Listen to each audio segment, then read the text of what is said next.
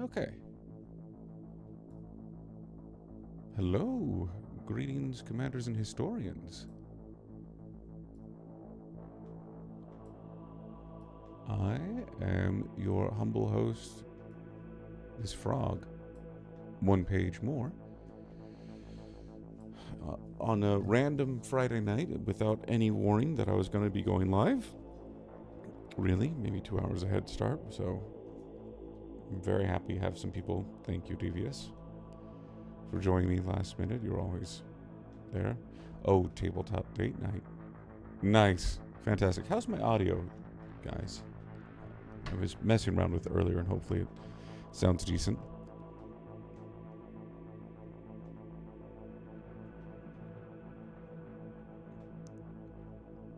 Fantastic. Thank you. I'm glad the audio sounds good. So, the reason why I'm doing this stream is because I promised myself this year that I would do a video or a live stream a month. And it's January 31st. And I'm not breaking that promise. So, now we're here. I've been working on a video, and with work and everything, it hasn't been moving as quickly as I was hoped to. I've the audio recorded. I've done all the cleanup on the audio. I'm working on the music and sound effects right now, and then I'll be adding the visuals afterwards. I'm not 100% happy with what I'm producing, but that's because I am a perfectionist. So I'm trying to work with that and produce something and not get caught on doing not producing anything because it's not perfect. So there's that. My idea tonight was to either do was to work on making a custom Star Quest campaign. At least flesh out the idea of one, and then work on the bare bones of that. I thought that would be a fun thing to do, and then we can get a lot of engagement from you two in particular, my faithful viewers, and leverage that. The reason why I was thinking of doing that, I mean, I have a video that I'm working on, and I have my whole life going on, and it doesn't make sense for me to, pick on another project. But perfectionism makes for really good videos, though. Yes, Table.date night, it does make for really good videos. Really good videos that don't see the light of day. You have to temper the perfectionism to some degree. So, my idea with that is looking over some of the officially published campaigns. This is no diss on them, but the complexity, or not the complexity, the amount of actual written words isn't a lot. It's more about coming up with the cool scenarios, some interesting rules to play with, and then more of like light fluff sprinkled throughout with some role-playing potential there. So it would be something that would be pretty lightweight and could be a lot of fun. Yes, done is better than perfect. So that's what I want to do, and I thought it'd be fun to do it with some more people, and maybe this could become a recurring thing where every couple of weeks I do a live stream and we come up with a campaign. And then maybe release the campaign or play the campaign or do something like that. So that's my first idea. If anyone thinks of something, okay, good, not a bad idea, says Devious, right? Good, then that's what we'll do. I'm gonna switch. There we go.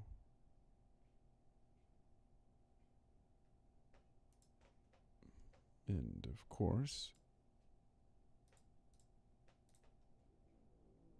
music goes out. Hey, Custodes. Yeah, the campaign is going to be a lot of fun. I've actually made not a full campaign, but the first 3 chapters of a campaign. And I've actually played it at home with some people, and it turned out pretty well. Devious, I mean, it's probably better than booting up Power World than turning your brain off for 6 hours on stream. I don't know. I'm a big proponent of brain rot. It's always fun. Okay, so I have MS Paint up, and so that way we can think about ideas and write stuff and color. It's going to be fun. Brain rot is the best rot. Yes, that's right, Custodes. So, looking over the rules for how to build a campaign, it's really interesting because it's following that motif of AI, not like generative AI like ChatGPT, but more of like the AI rules on how you can solo play. And so it's more about procedural content generation, which procedural content generation suffers from a very fun term called here we go. Let's see if I can do this.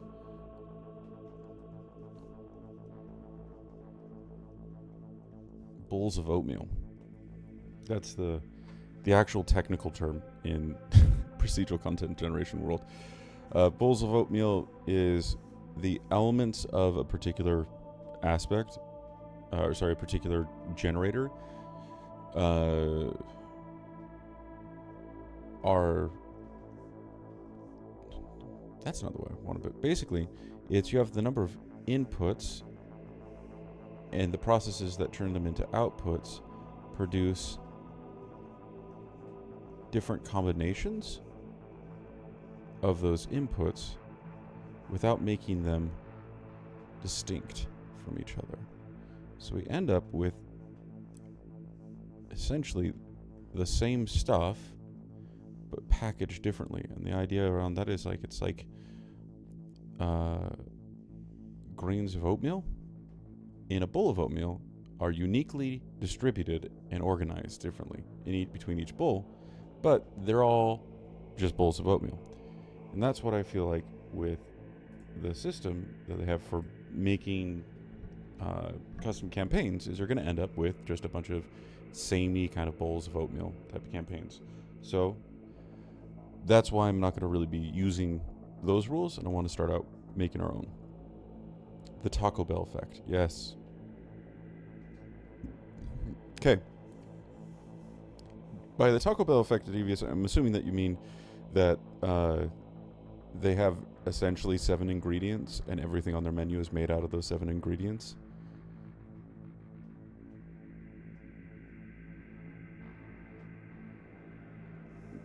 Yeah, okay, cool.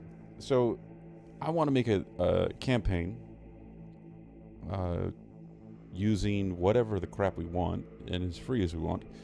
And I was thinking of starting out with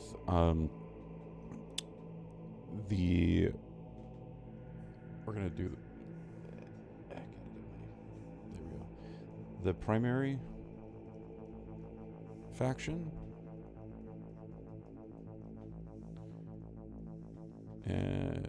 Picking the primary faction. And this could be the enemy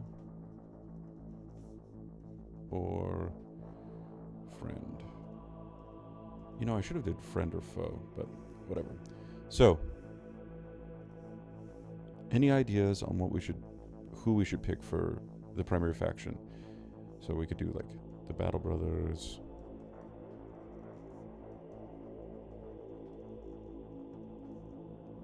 or the Prime Brothers,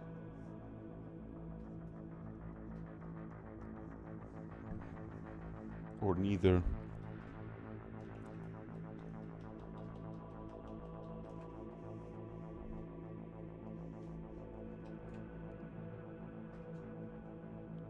Also, welcome to our fourth watcher. Thank you for joining us. This is going to be fantastic. Battle Brothers as an enemy can be dangerous for early levels, high quality / def and spicy weapon choices. True. So when I ran my previous 3 chapters, I did infected colonies and demons of plague. Infected colonies was absolutely fantastic for low level play, so level 1, because it made all of the players really, really scared of what was going on, because there was tons of models on the table, but really no one was in danger because all of the models suck. Hello, Kelvin.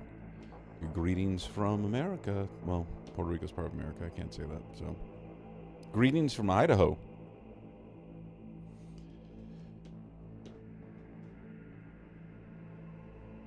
We're slowly climbing up with viewers. Thank you, everyone, for joining me on this random Friday night. So, we're trying to come up with a primary faction. Demons make good enemies in quests. Personal opinion, colonies sound awesome too. Lots of nerds to cut through. Ooh, okay. Custodes. You're thinking the enemy being the Soul Snatcher cults. So we got...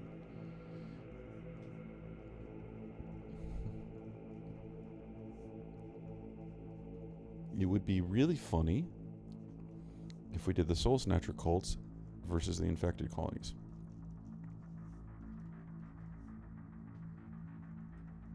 That's how you spell that.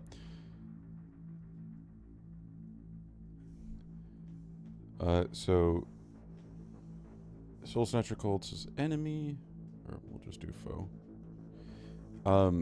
If we did the infected colonies, these ones could be the ones that are hiring the team of people to fight this foe. But Devious also brought up a good point, which is we could do an investigation field. So what if instead of that we do the Human Inquisition? So that's my other suggestion. Sure. That's how you spell that, I'm sure. So, any other suggestions or anything that we could do with the... It's not friend, it's more like patron? The one hiring. Or should there not... Okay. We could do...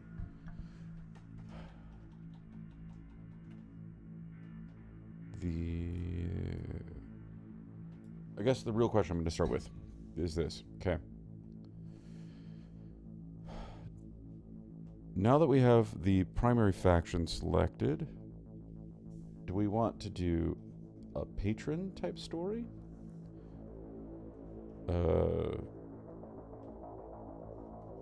Found type story? Or...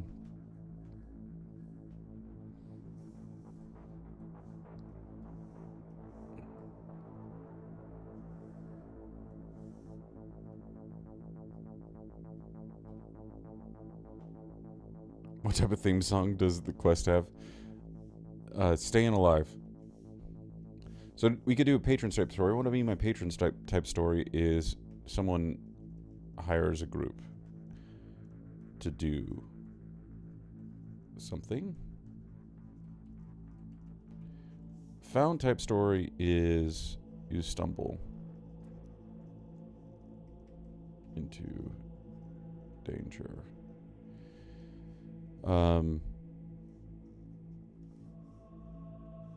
This one of the patron type story is closer to like someone having a quest board and you're picking a quest if you were doing fantasy, or in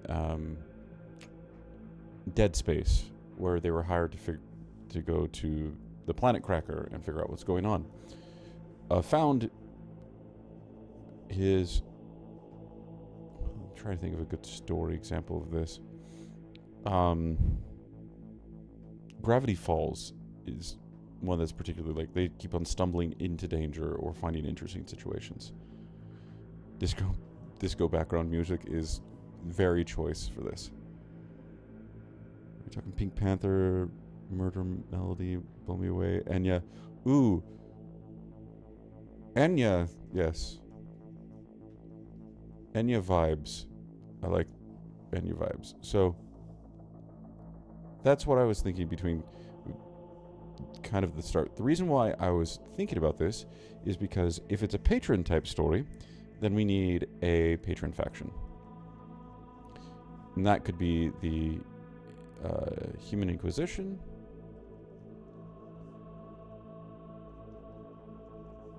or the Infected Colonies. But if it's a found type story or campaign, then we don't need that secondary faction.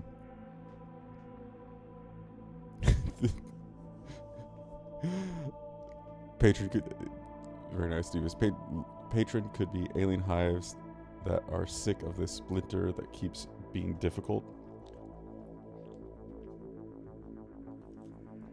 Let me think. That would be really funny. There's a lot that you could do with that. Like, it could be a double cross. So the alien hives are hiring this group to investigate the Soul Snatcher cults, but it's actually a ploy to make the humans believe the alien hives are cool and chill and everything. So they're like, oh, here, stop this this cult from going wild, while on the other part of the sector they're infecting a different region, and they're just trying to make humanity look in the opposite direction.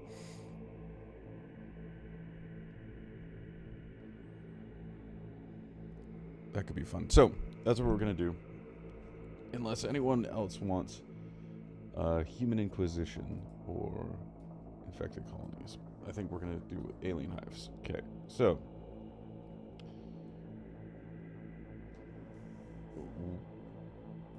the premise is, the starting premise is the group is hired by the alien hives to do blank about the Soul Snatcher cults. Okay.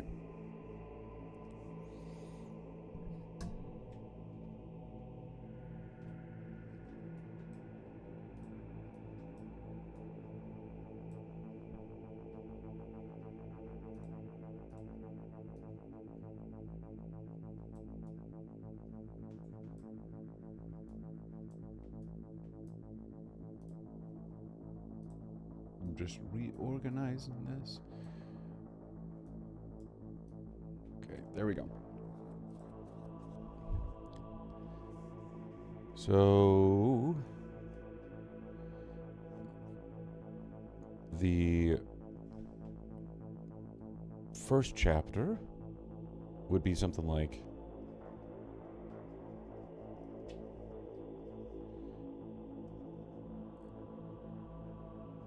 get the mission,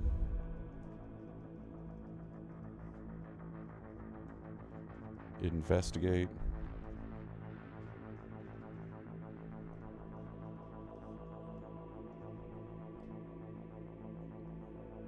and return?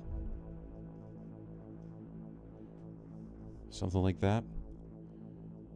Or am I jumping ahead of myself? Okay, so... Hey! Hello, Warbots. Fitz, welcome to the stream.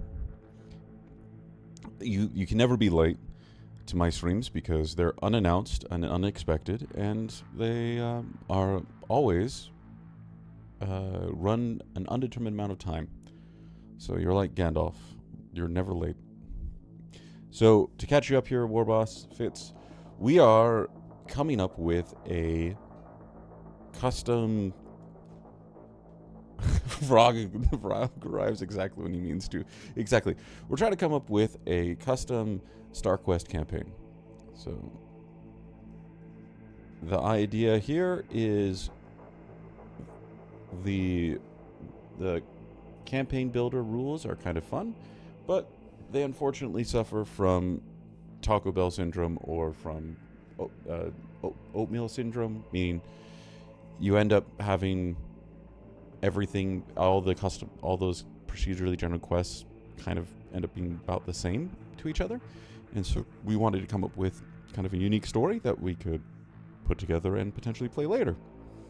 So we've so far have decided that our primary villain faction is going to be the Soul Snatcher cults, and the group was hired by alien hives to stop the Soul Snatcher cults. And that's because the cults be crazy.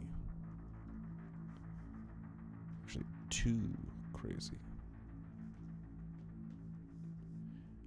Now we don't know what they're doing, or why they're doing it, or why they're too crazy, or why even the alien hives would believe they're too crazy. But that's what we've gotten so far. So now you are caught up. So we're going to actually just do that. Why are the cults, the Soul Snatcher cults, being crazy? Like, what are they doing? Why are the Soul Snatcher cults the villain in this story?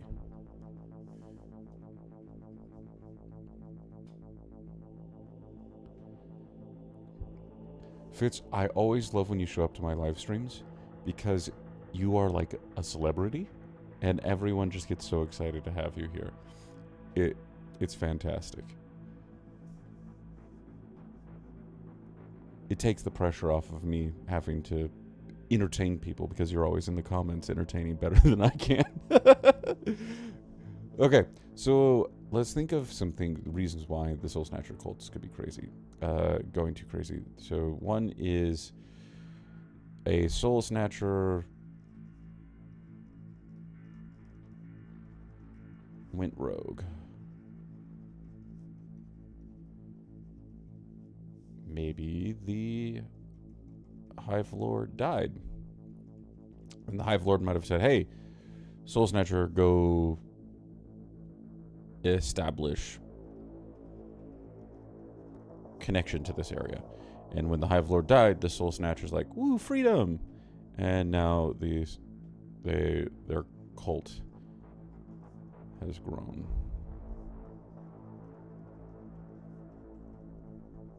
Too much. So that's one reason.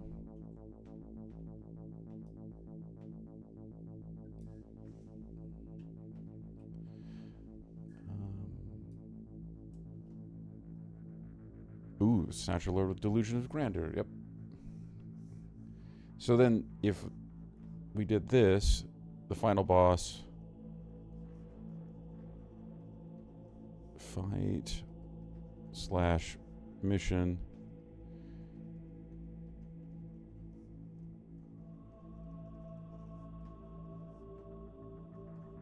Could be Dead Space-like.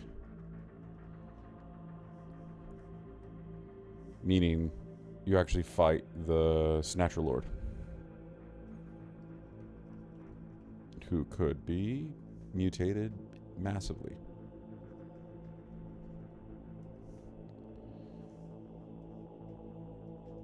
What is another reason why?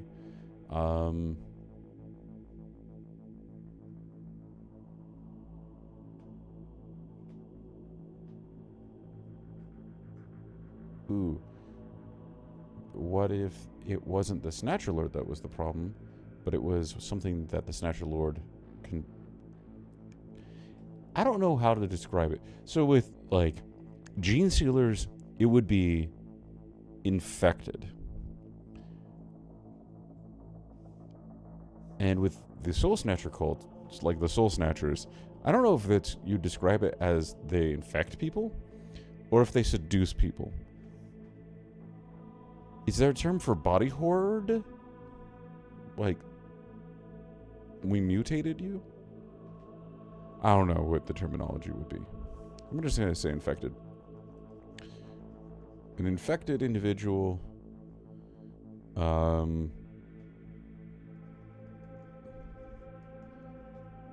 with powers takes control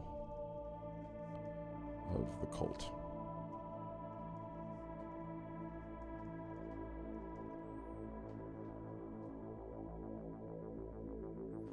Yeah, infected would still be... That's the problem. It would be... mutated is basically still infected. Like, the infection is mutating them. But there isn't really a description of how that mutation happens in the lore right now.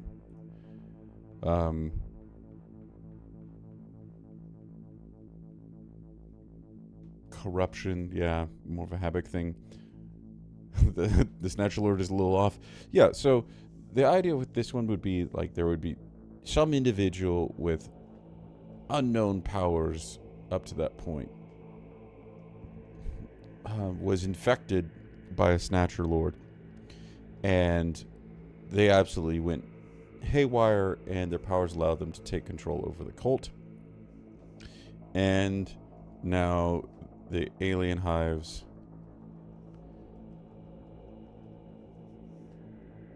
need the group to shut it down.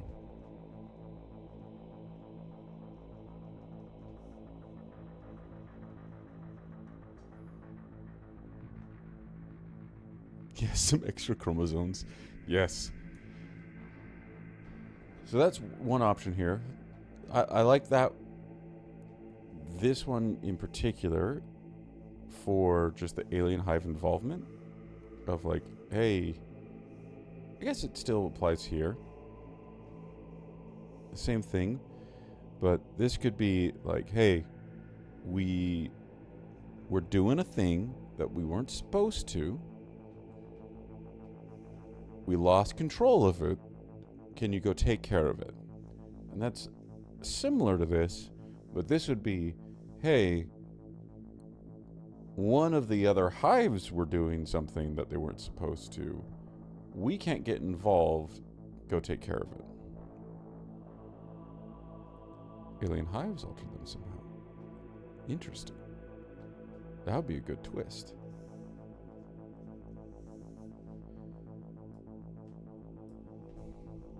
Twist?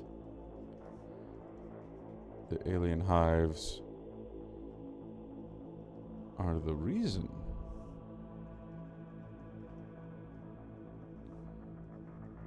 for the corruption?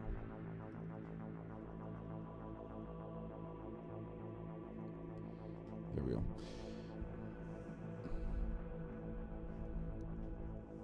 That could be fun. Okay. Anyone have any ideas on maybe a potential third reason why the Soul Snatcher cults are too wild for even the alien hives?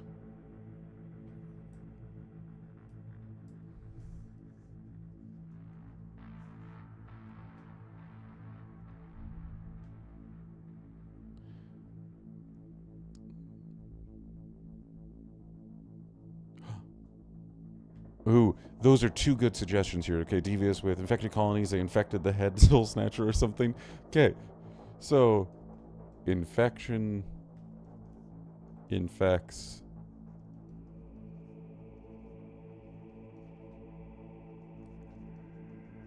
the infected. And then Kelvin with havoc corrupted soul snatchers. So...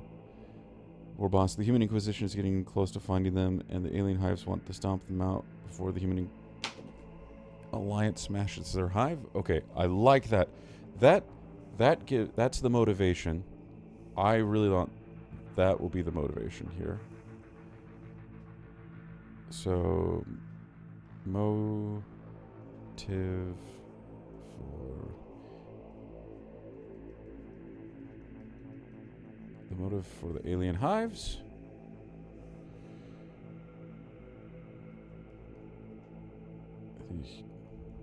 The human.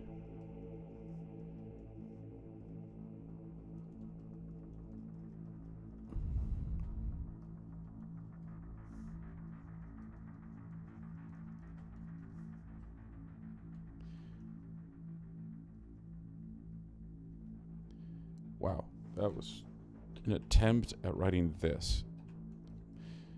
This would be bad because it would turn humanity against this hive. Okay. So we're going to use that, but I think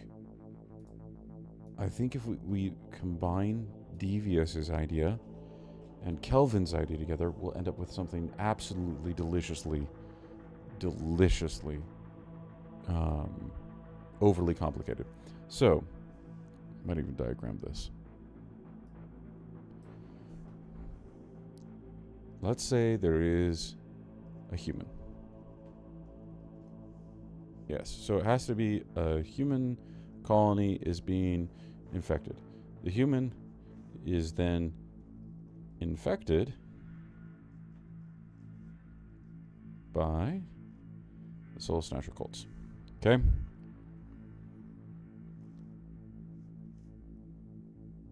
Then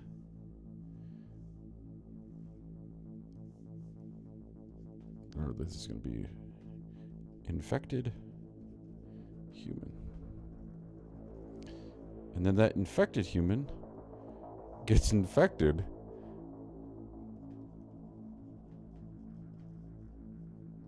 by the infected colonies.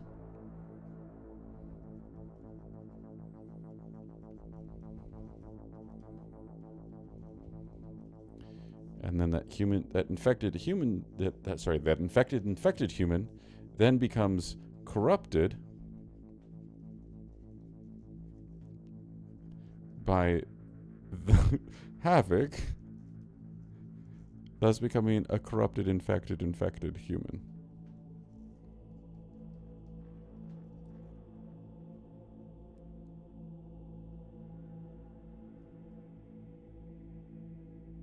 There we go. Yes.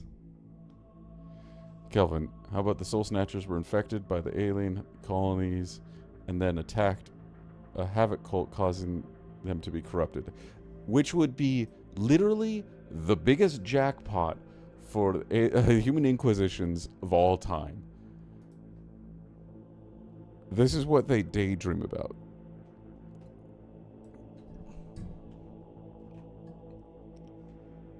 Okay. So, the infected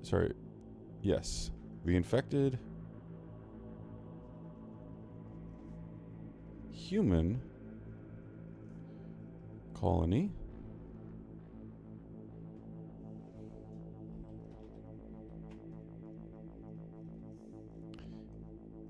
is infected by the Soul Snatcher cults,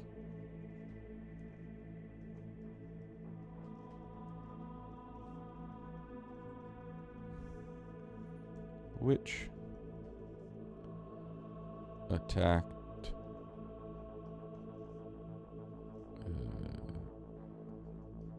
havoc cult and was corrupted. I feel like by plague would be It's not a phase, Mom.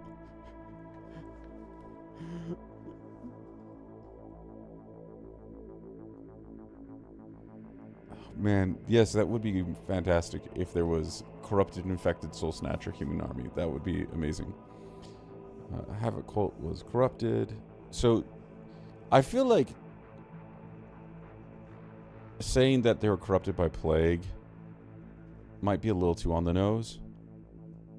So, an infected human colony by the infected colonies is infected by a Soul Snatcher cult, which attacks a Havoc cult, which corrupts them to plague, to war, to change.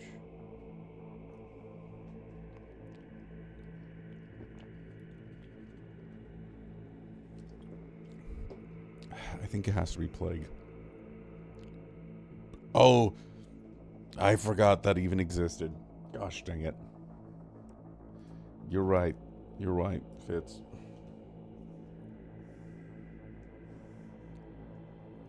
By lust. And now no one has control.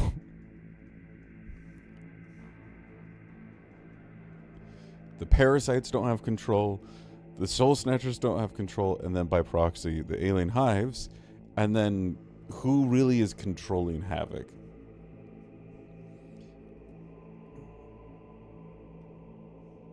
So this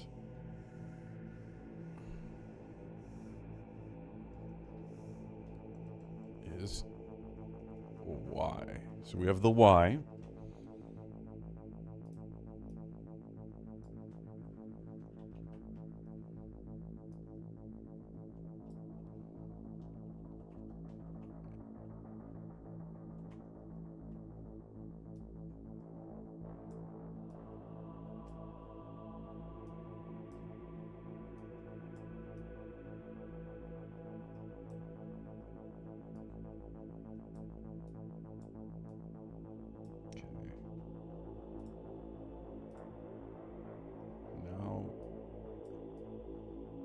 Here's the motivation. It's a little off screen for y'all, so I'm just trying to organize these fantastic notes. The why? And we have the motivation. It's literally the joke where you swear your firstborn to a demon, a devil, and a fae, and then let them fight it out. That is very true, Devious. It is that. Ooh, that could be the name potentially of the campaign. Could be something like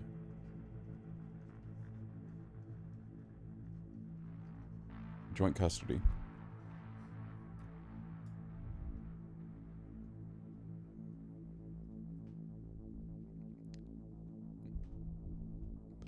Okay.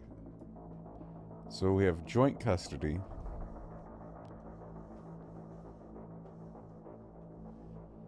Is the name.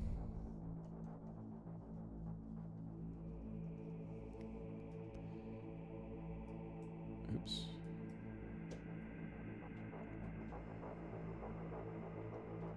Now that we have that, we can talk a little bit about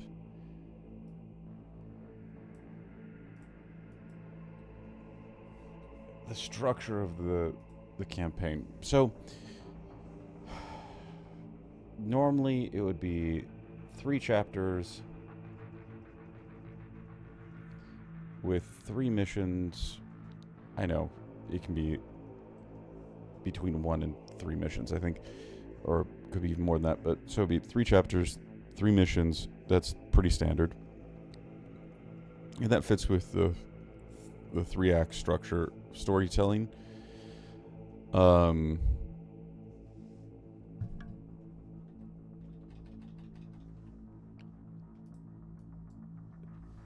So with that, I want to know kind of what our idea is for the group. Like, what is the desired outcome? The alien hives. Like, the alien hives is hiring this group to do something, right?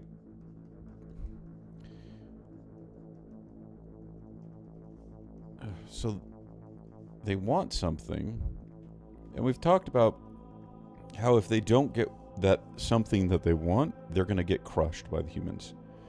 And that could be that the humans, maybe the alien hives are in negotiations with the humans, and if they find out that they are present on one of their planets, that could cause them problems. Or maybe they're trying to fly under the radar, and this little group is starting to expand out from its little territory that they're hoping to contain it in. But there's all of that being said. They want something, and if they fail, they get crushed. I want to know what that something is. So that could be, like, is it containment? Are they hiring the group to contain this monstrosity? Are they trying to destroy it?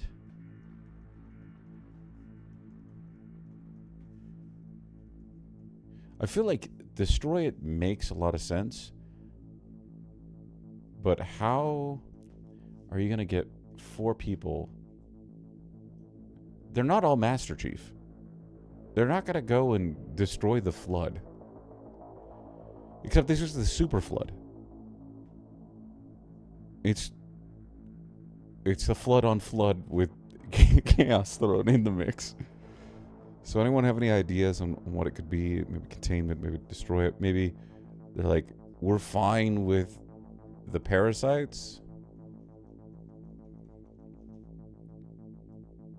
But we're not fine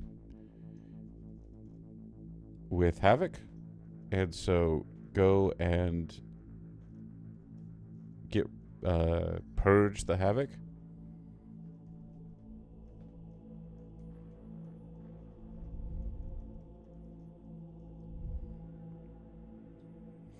If it's Soul Snatcher cults, SSC would be Soul Snatcher cults.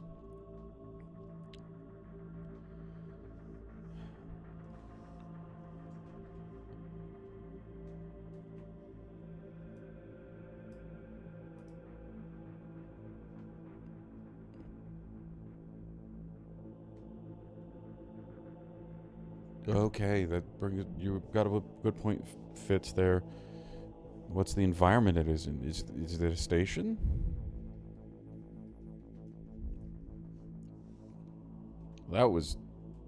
That's not even close to a word.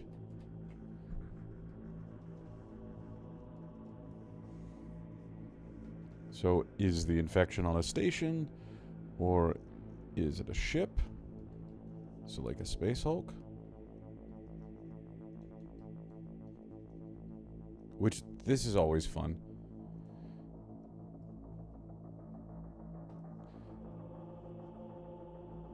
And the planet. So, here's my thought with the station. A station is, it's a big ship. But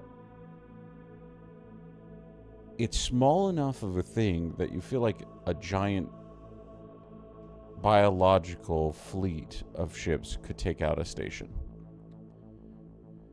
So if it's either a ship or a station, there has to be a reason that could be the case. And one of them could be is it's too close to the zone.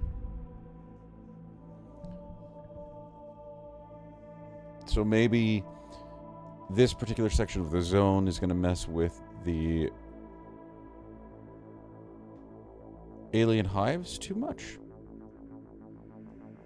And so that's why they need humans or this group to go to the station in the zone and destroy. That could be a reason why that the alien hives can't actually destroy the station, themselves, they need someone else's help. Now, if it's a planet, though, destroying is really hard. I don't think StarQuest gives out virus bombs to players. That sounds ridiculous. So if it's a planet level infection, they need to do something else. So that's where I think the purge idea comes in. Is maybe they just want to get rid of Havoc, and there is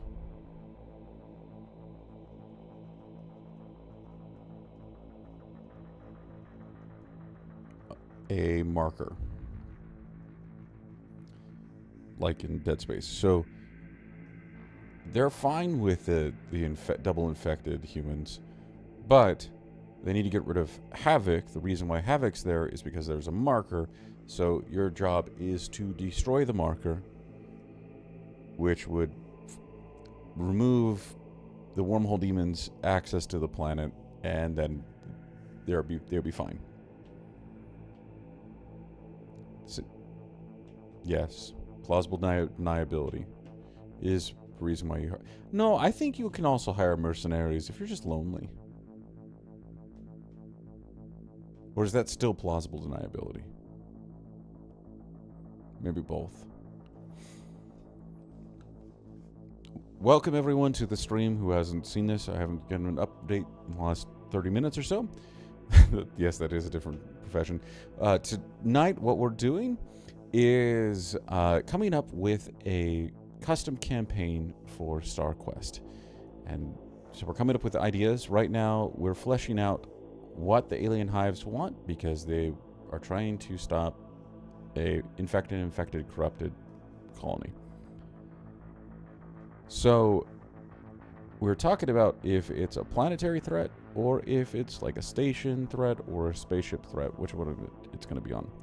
If it's planetary threat, then we need to do something along the lines of the alien hives need the humans, the players, to destroy a artifact or something that is making havoc be there. If it's a space station, then the space station could be near the zone, thus preventing people from getting to it, or the alien hives don't want to be involved in it, and so they're asking the players to go to it to destroy the station. And so the players would have to descend into the station and find a way of destroying it. So just in case anyone needed a recap for that. Okay. Here are my concerns with the station, I'm going to say. This would make a really good chapter, I would say. So, like, you would have the go-to ship or something like that. That would be mission 1. Mission 2 would be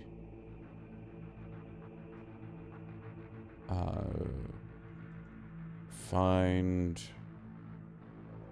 bomb, some way to destroy it, and then leave.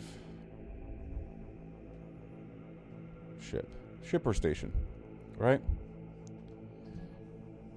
That it would be a really neat structure for that. That's really clean. So they go to the infected location. They have to fight their way to the reactor core, and once they're in the reactor core, they need to change something in the reactor core to make it so the reactor core is going to blow up. But they're fighting off waves of creatures while they're trying to do that. And, well, they set the self-destruct button, so now they have to leave the ship. So they have to fight their way out of the station. And we get there. That's a good 3-mission structure for a single chapter.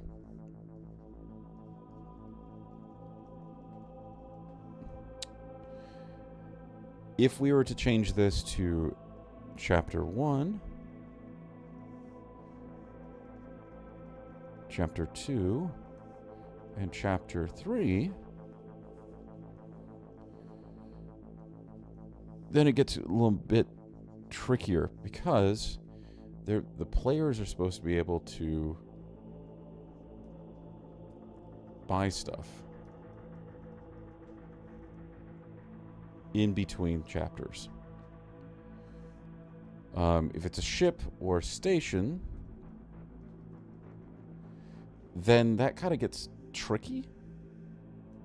Like, what store are they buying stuff from? If there is a store that they could do stuff, why is it taking credits? Or am I just overthinking this? All that could be true. So there's that. If this was also chapter 1, 2, and 3, it would make a kind of a really narrow focus narrative, which is always fun. But I feel like it doesn't have natural rest points.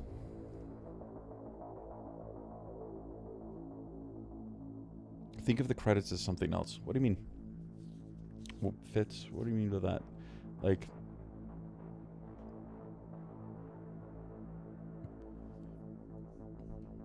luck. Okay. They found it. Salvage, yes. So that solves the credit problem, but it doesn't necessarily solve the everyone gets healed up problem. So like I said, how do you rest on a space station that is completely infested with infected, corrupted humans?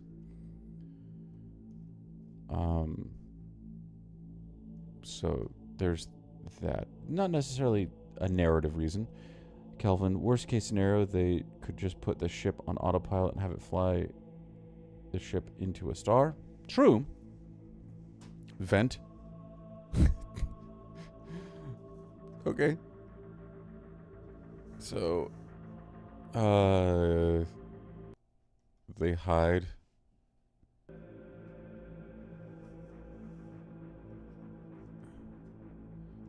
In vents.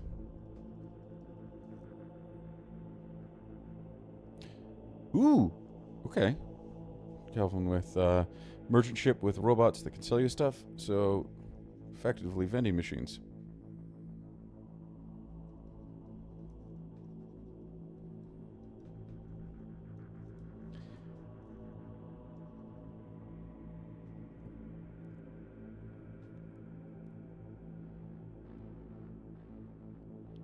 I like that.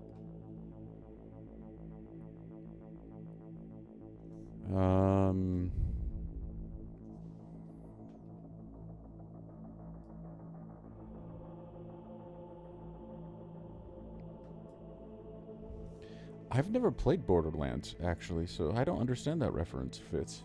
But yes, Borderlands gun guy, whoever that is. I think I've just outed myself terribly. Is it similar to... I don't even remember the name. I think it's Resident Evil Village. The Duke, which is the fat dude in the wagon. Or the carriage that you can buy stuff from. Anyways, so I think we've settled on there is a station that sucks right now. And they could do it that they have to go from, like, let's say this is what the station looks like. Very, very good drawing. It's a hammer. Beautiful hammer. And they have to go from top to bottom. And every so often here is a safe place with vending machines.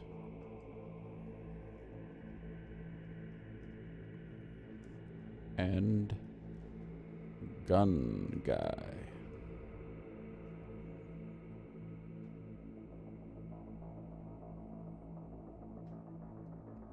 Kelvin, good point. They wouldn't be attacked by the Hive since they're robots. But would they be attacked by the Havoc? We don't know, because they're Havoc. They're crazy like that. So, how are we feeling about this? There is an infection on a space station. The group has to go into the belly of the beast and then back out of the belly of the beast to destroy the space station. There could be multiple ways they could destroy it. They could blow it up.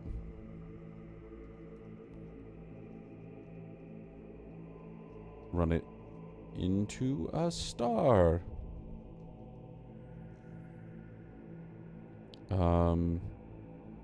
Maybe there's only two ways. Two ways they can destroy it. How are we feeling about this?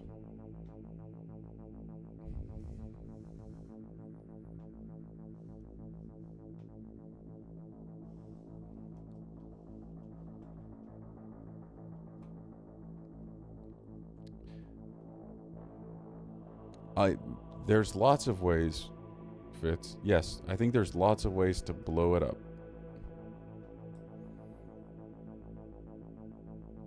If it's space, they can depressurize it. Depressurizing might not kill demons, though.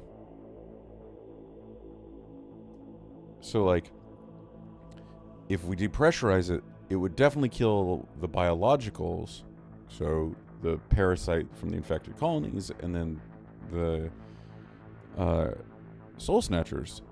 But does it actually impact the corrupted by Havoc? That might be a way for a win condition for Havoc.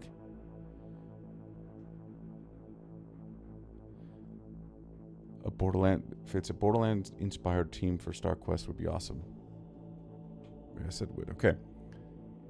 So there we go. We have that. I think their setting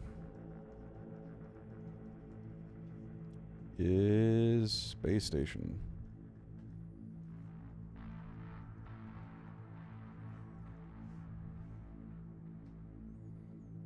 Hello, Overwatch. You have the big engine or power reactor at the bottom of the hammer in order to keep all the nasty radiation away from the original habitants. Yes! Exactly. So, that we have this setting. I like that idea a lot, so I'm going to steal it. Thank you. That could also fit really well with, Chapter 1 is they need a break-in.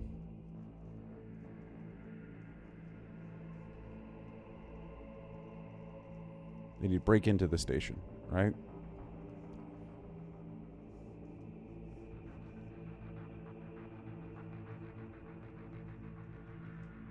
To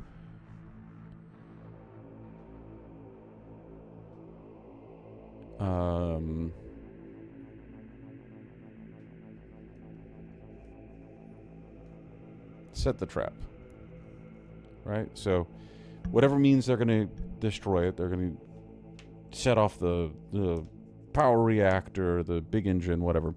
That's going to happen in Chapter 2. And then Chapter 3.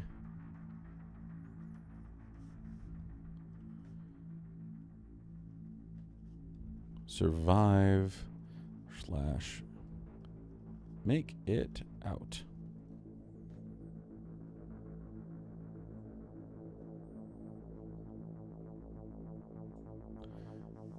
Okay, so Overwatch, reaching the bottom of the station could allow you to either self-destruct the reactor or trigger the engines to activate, maybe hurtling it into Havoc space. Then it's time to run. Yes, so they could self-destruct or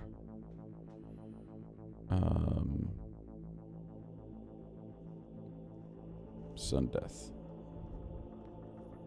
right? And that could be something like to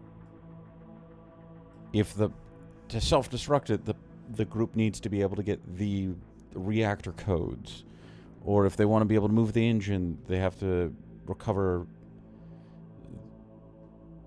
the engine codes or something like that. Kelvin, there could be infighting as well. Maybe not all the Soul Snatchers have been corrupted by Havoc or the infected colonies. Yes, that's great. So we have the actual Soul Snatchers. The actual Soul Snatchers. They haven't been corrupted. And then we have Havoc demons.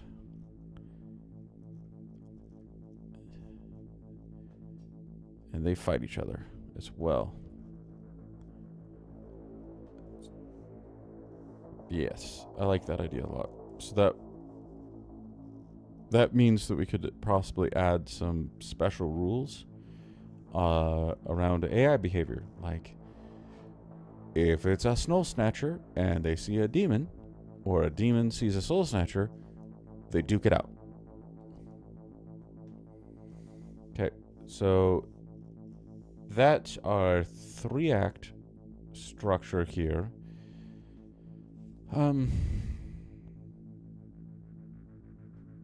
Or do we want to make it 5? Or 4? So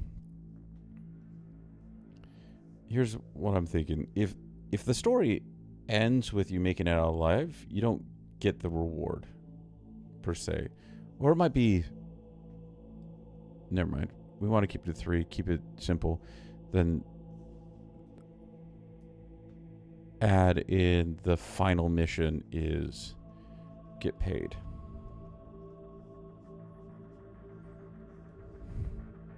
Okay. How are we feeling? Vibe check. We're liking this idea so far. We think we've got a good structure, good setting, wild enough. Fitz, you like it? Good?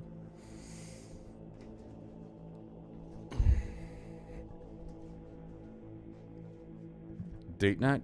Thank you very much. I'm glad you like it too. Great. I've gotten confirmation from 2 of you. Let the party figure out how to take care of the station. Yes, so this is where I really want to do something stupid and add like branching paths.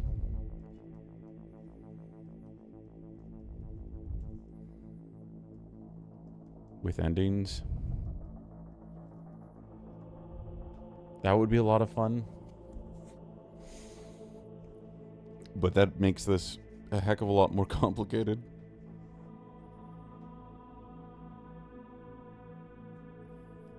But I like doing that. So be careful, or else we might end up start talking about branching paths. Overwatch. More Soul Snatchers towards the top of the station as they have taken over. More demons at the bottom as they are coming out of whatever instability engine causes. Middle tier is a conflict zone. Wait. That's good. I like that.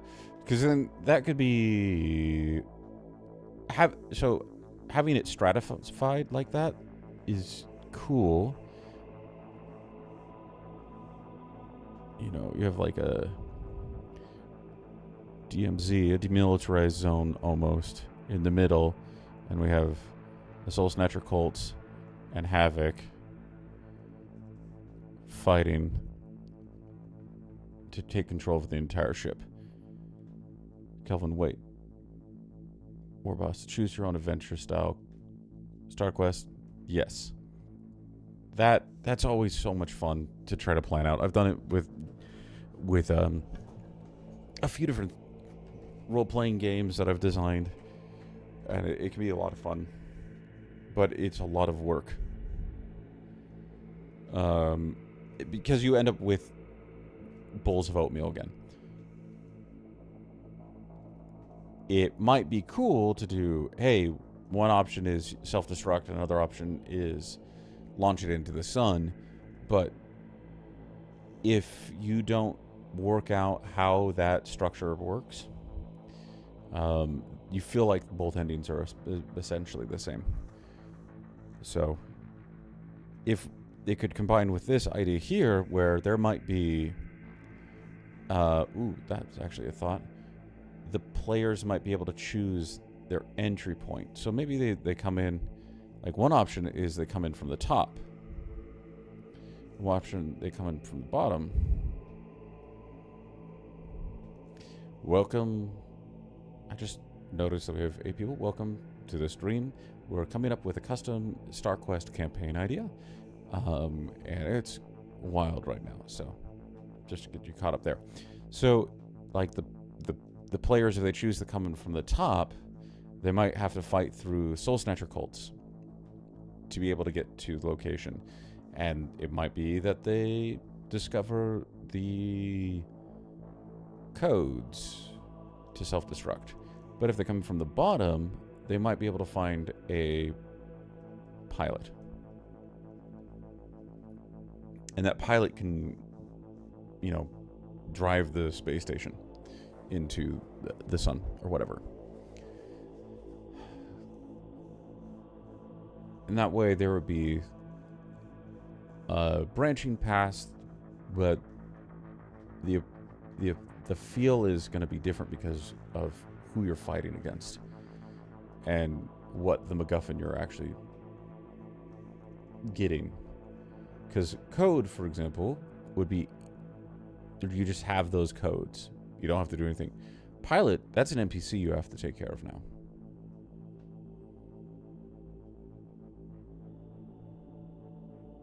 So, yeah.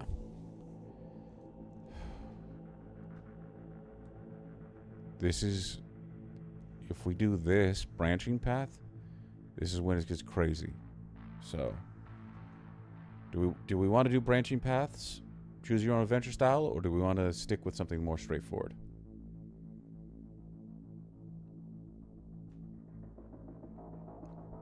I'm going to wait this one out. You guys are going to respond. Not like you haven't been responding.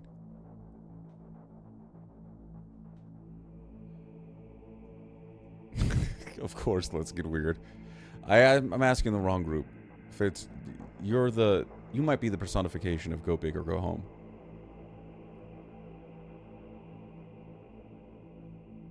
Good, devious, zone out. Let me be your brain rot.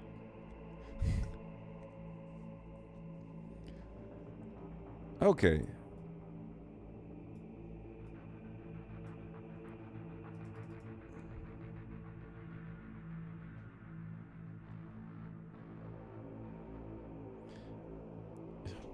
Overwatch, you are very pragmatic. Okay? Build it linear for now, I would say. You can add branching path once you work out skeleton. I think that is the right path. And then we can build out the rest. Okay. Time to organize this mess here. Shrink that down.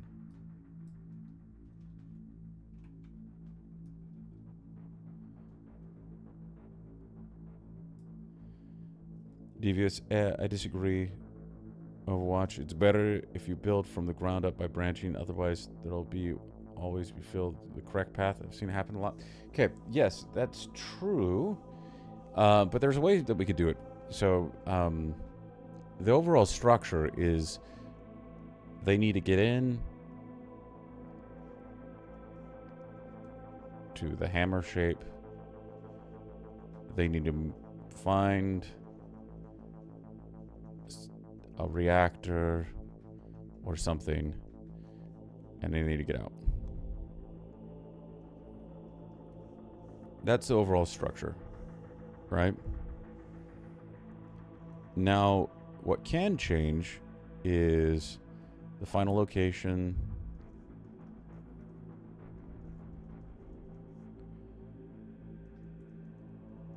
the activation condition,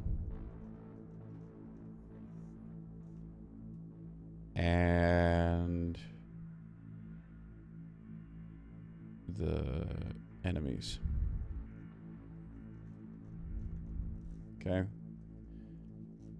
We we could stick to this structure, but by adjusting this, we could end up with having somewhat branching paths. It ends up a little bit samey, but there's branching paths there.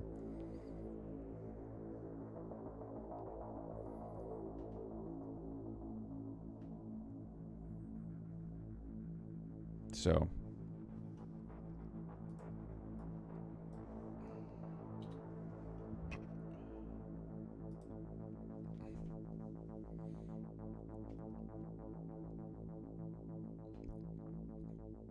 looks like we have more people for Choose Your Own Adventure. Okay. So we'll do this. Mission 1 is always going to be the same.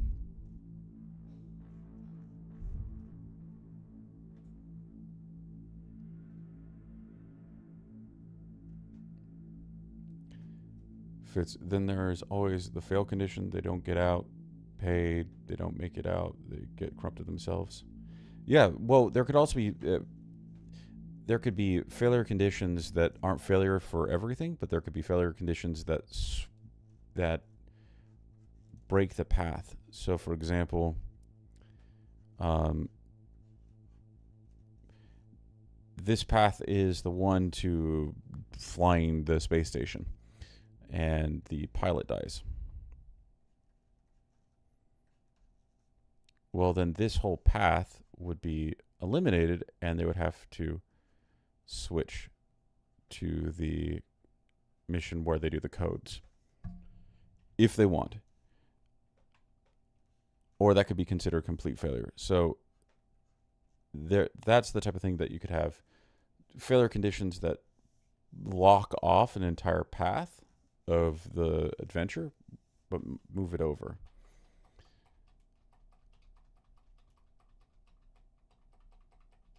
Okay. Kelvin, okay, but let's talk equipment. Does our party know what they're getting into, or do they only have incomplete intel on the situation? It's a good question. How much do alien hives lie? I think that's the real question here. Anyways, we're going to go back to you. So I am going to start out with this. The first branch is going to be the choice of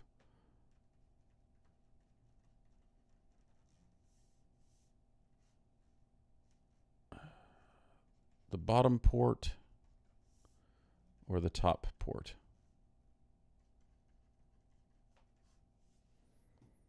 Okay.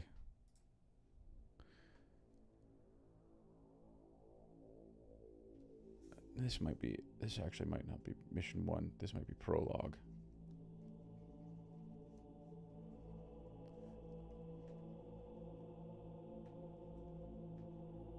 I'm just going to do that.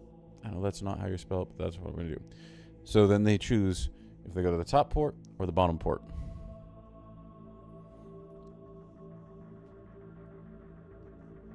This one is Havoc. And this one, Soul Snatchers.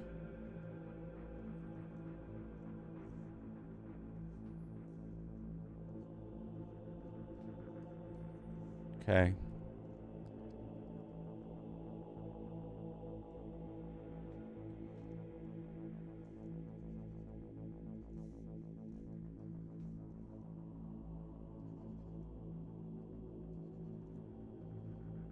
Okay, M1A, M1B.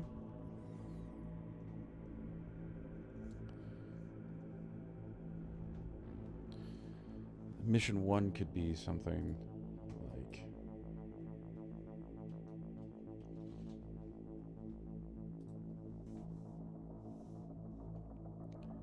What's the first mission? What should the first mission be? Like, what is the first objective they're trying to get in mission 1? It's... Let's say they've landed in the port.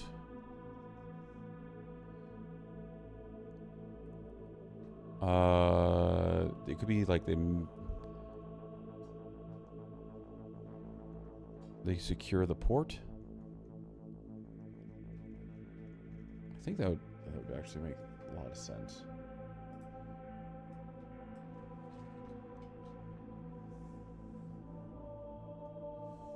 So, mission 1 is secure the port.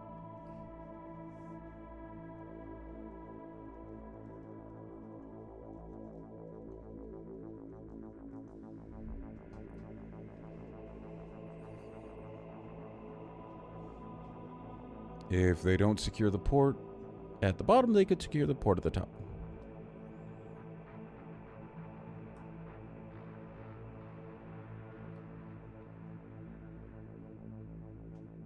You could have it be a coin toss, yeah.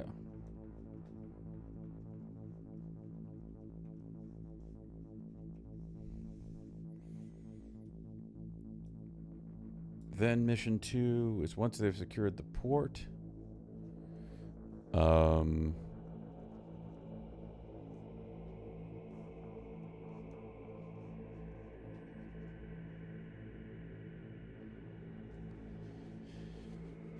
This is where we introduce their objective, like what their MacGuffin is. So,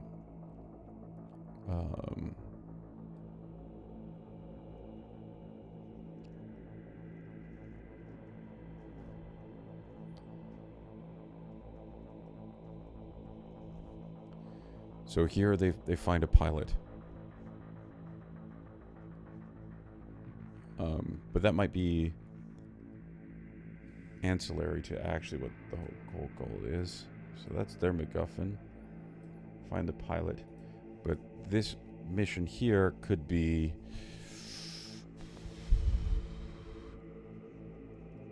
explore.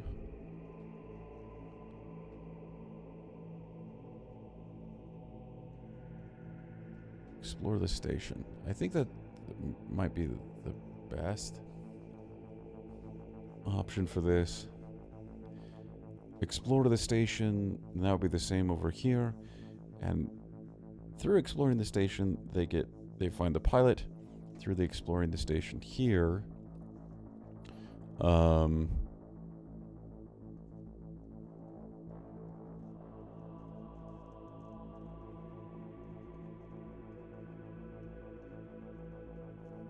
of self-destruct.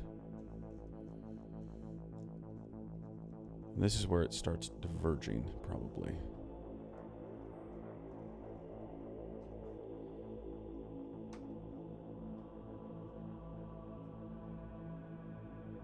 Ooh, okay. Okay, we swap it. I like that fits. Have the Explorer on the Soul Snatcher cult side, and the have room clearing on the Havoc side. That feels better, because that's more like Doom. Explore the station. Clear rooms. So we end up with much more of like an Alien type vibe, or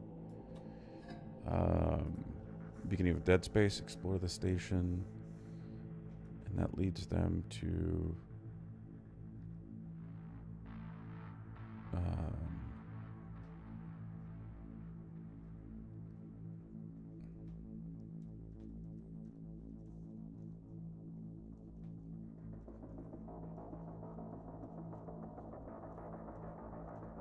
okay, there we go. War boss, finding a terminal with codes. Yeah, so with that, I think I was going to do mission 3. 3A is, this is where they find the code, the terminals with codes. And so this might be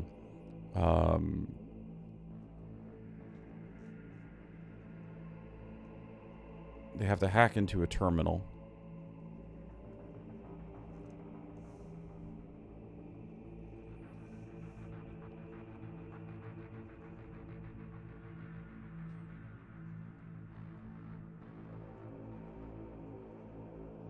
They have to hack into a terminal while they're holding their ground. Right? That could be that mission there.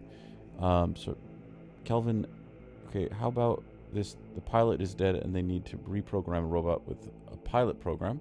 I like that. The pilot is dead.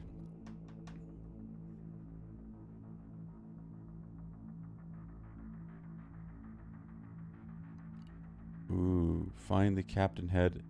Now, okay, so if it's, I'm assuming, Fitz, that find the captain's head is referring to the piloting the ship path.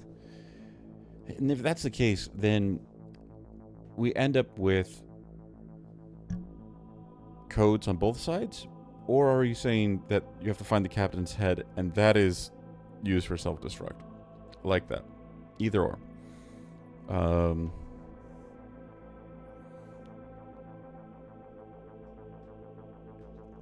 One of the other things that we could do with this, okay, so for self-destruct, one of the things that we could do is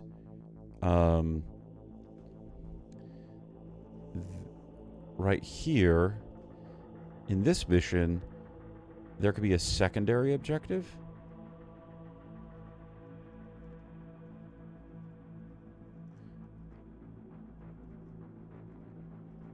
For the captain's head.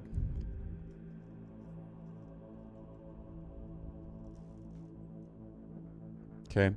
And if they have it, they don't hack into the terminal. They auto pass.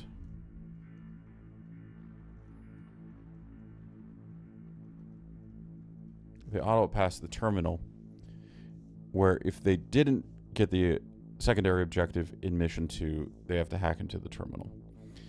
And either way, they end up with the codes, but it more has an interesting outcome here.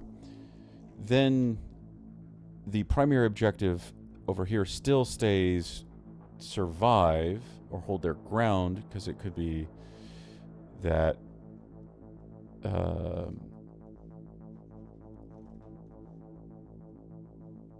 like it could reduce the number of rounds they have to hold their ground or something like that, but that makes it so it kind of has a cool tie-in. Okay, over here, Kelvin, you said that looking for it. The pilot is dead and they need to reprogram robot piloting program. Yes. With that, we still keep the escort mission, right?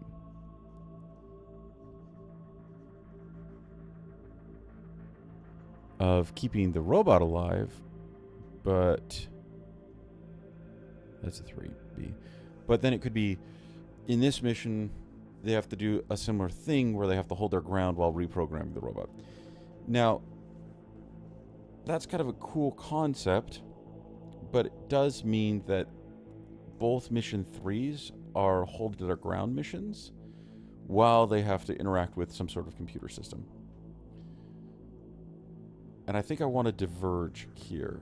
So either the pilot, they find the pilot, or they find the pilot's robot.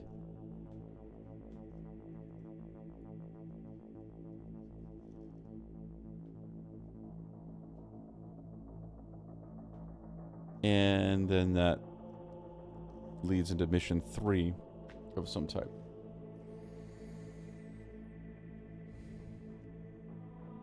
Okay, mission 3. So in this path, we've been dealing with clearing rooms. We found the robot pilot. Now we need to go somewhere. I'm almost tempted here is to make this path a 2-mission chapter rather than a 3-mission chapter.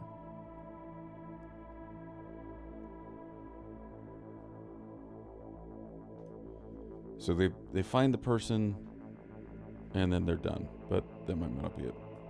Fits. Find someone who can do the thing. Now it's time to escort mission to get them to the next floor. Yeah, it's still. I know it's not a hold your ground type mission. That would be getting them from point A to point B. I've played those in Quest, and they don't play great. Of trying to get from point A to point B, if you're escorting someone.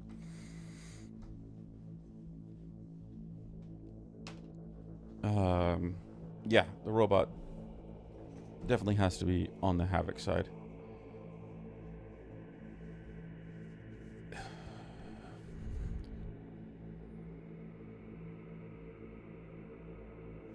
Okay. You've won me over, War Boss. It's a run and gun.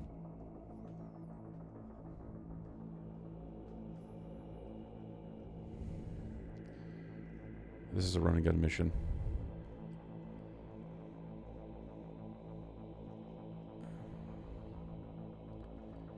And their goal is keep Robo alive.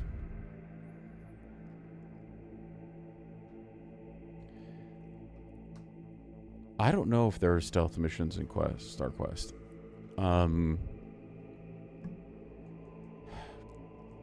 Stealth missions, I've thought about stealth missions quite a bit, and they kind of don't work.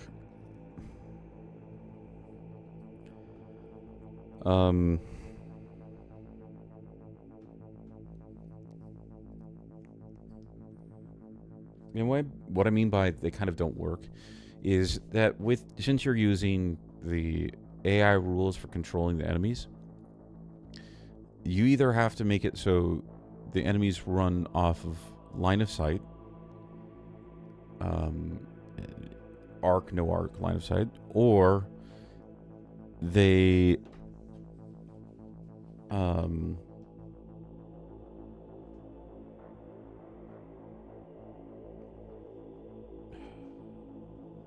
yeah, that's kind of it. They have to run off of line of sight, and then they move to specific locations or objectives, and then you kind of try to avoid those. That can be fun, but with the fact that it's turn-based, you can end up with the party running past the line of sight of an enemy. So they start their activation out of line of sight, and they end their activation out of line of sight, but they have to pass it in front of an enemy, and that wouldn't aggro the enemy, because when the enemies activate, there's no one there to see. And then it gets kind of tricky trying to remember, hey, this thing saw you, or this thing didn't see you. And so stealth missions either become really hard to run or are really easy to win. Yeah, it kind of would require a game master. So run and gun, make it to, oh, I'm in the way of that. The next floor. Okay, so that's what that path is. This path, they explore the station, they find the terminal, they find the head of the captain, they can pass it, but if not, then they have to do the terminal. And this could be right here. This would be fun. M4A. If they have if they have the head, they can skip over this mission completely while still getting the rewards. Maybe that might be too OP. Don't know. But here we go. We have this. This one would be. Do we want this one? I was going to say this could be a run and gun, but we already have a run and gun. Do we end this one with this one? They make it to the next floor? When do they make it to the next floor?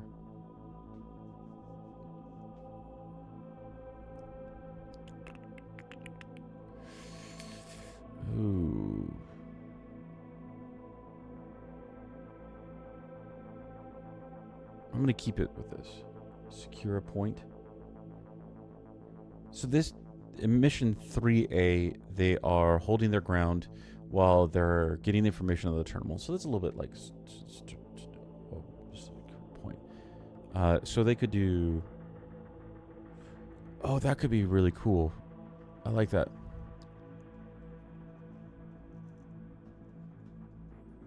Secure a point.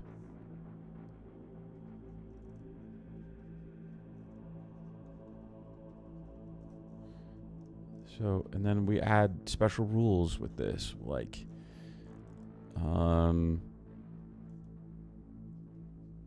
they build stuff. So, in this mission, they can actually, they have like,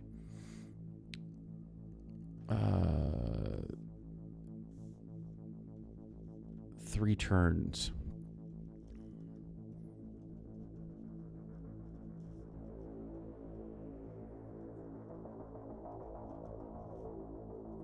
They have 3 turns without enemies in order for them to build up their defenses to hold off the horde. I like that. Okay.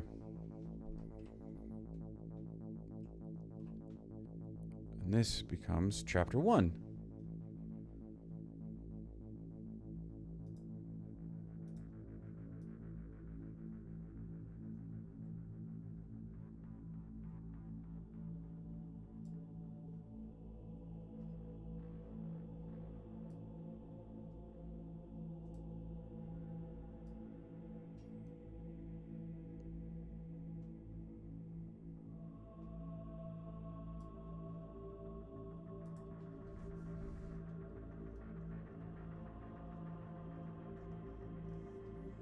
Okay.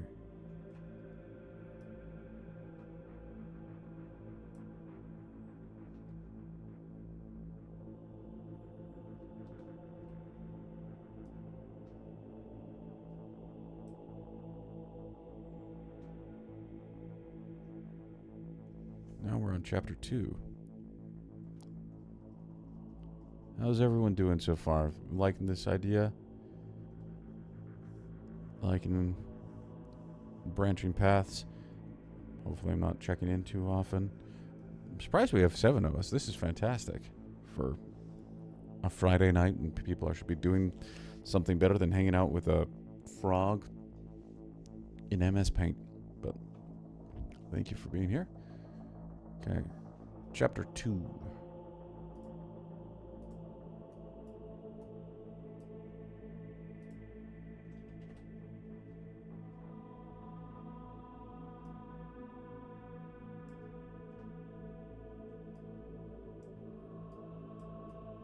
Just trying to organize this, and I'm just having some technical difficulties. Okay, there we go.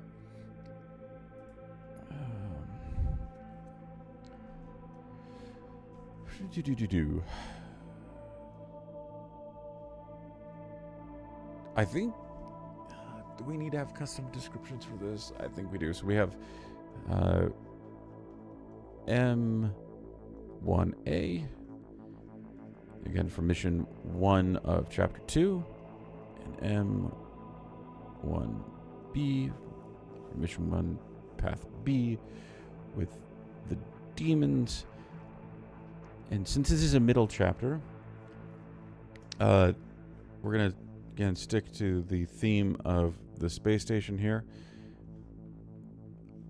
The middle chapters should take place here. So we have the Soul Snatcher cults up here and Havoc down here. So now we get the monsters that are the mix of the two in this mission. The idea I had about that stairwell is they rest on like the elevator.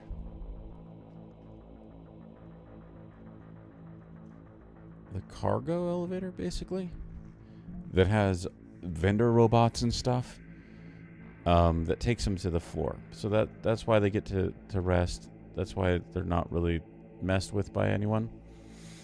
And we end up with having the transport to the new location. So on this floor with path A, we have the Destructo codes.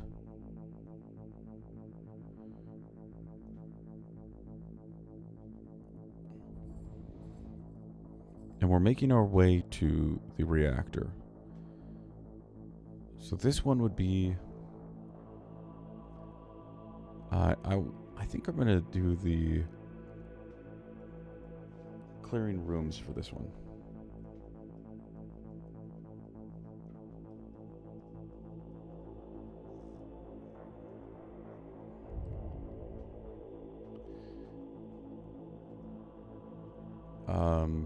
Having them look for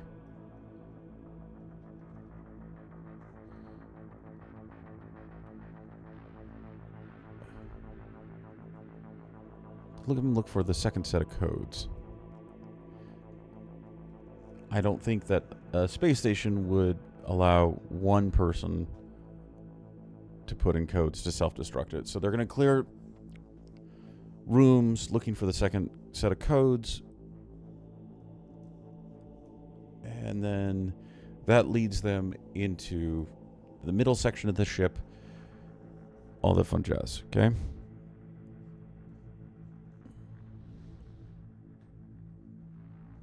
Now over here, on this mission here, this is when the two paths kind of converge in location. Because they're both on that middle section of the ship.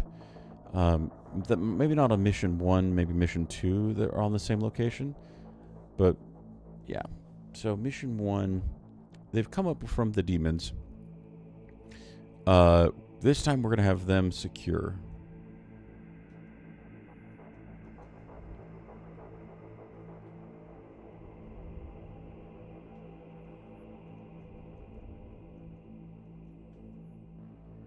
Warring. Hey, Jamie. This reminds you of your school days. Your schools were so much better than mine. I never did anything this interesting.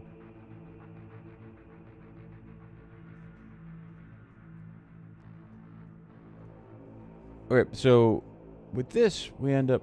I was thinking that they could secure the stairs, meaning... stop the demons.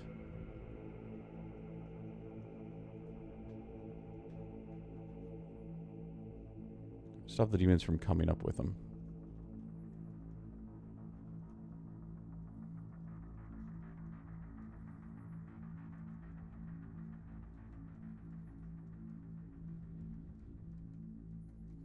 Okay.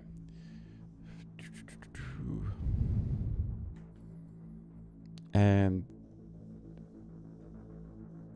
that would be pretty easy to do. Could have some special rules again about building. We come over here. We're gonna do mission 2B or not to be. That's the question.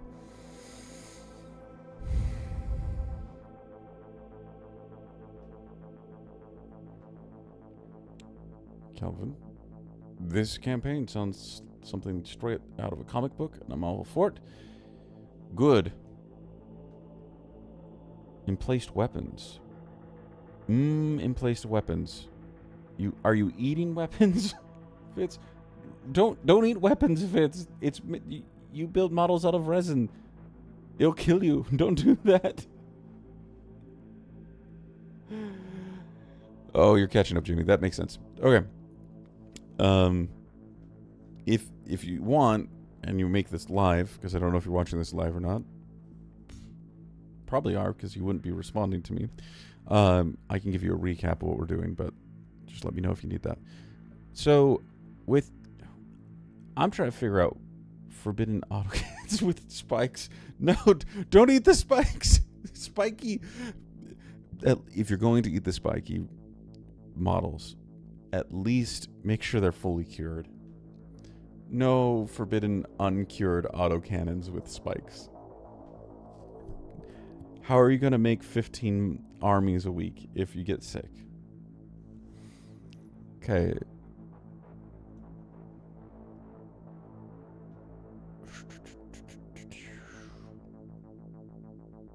I think these two missions are basically going to be identical.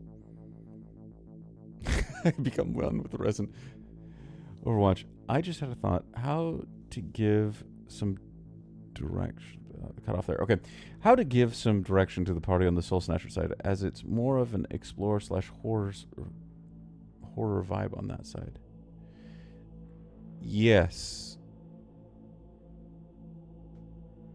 It is more of that horror vibe. So, like, we've gotten Doom Eternal on this side over here. And then we have Aliens or Dead Space on this side. So, but I'm not quite sure what you mean by give some direction to the party. Because I feel like we've been providing them with some directions. There might be... We can use a lot of fluff to potentially say, go here, but...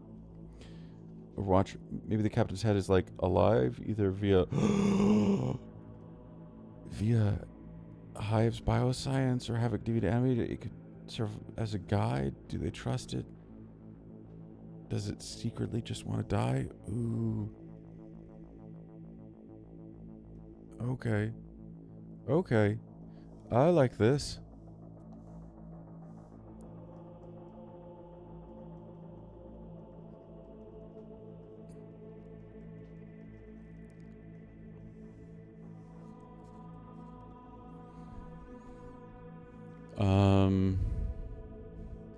Here, that's what we'll do. On this mission here,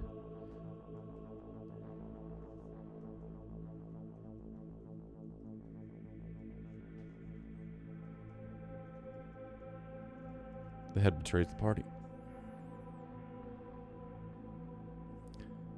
Kelvin, then have the Havoc campaign be full Doom-like campaign, kill them all?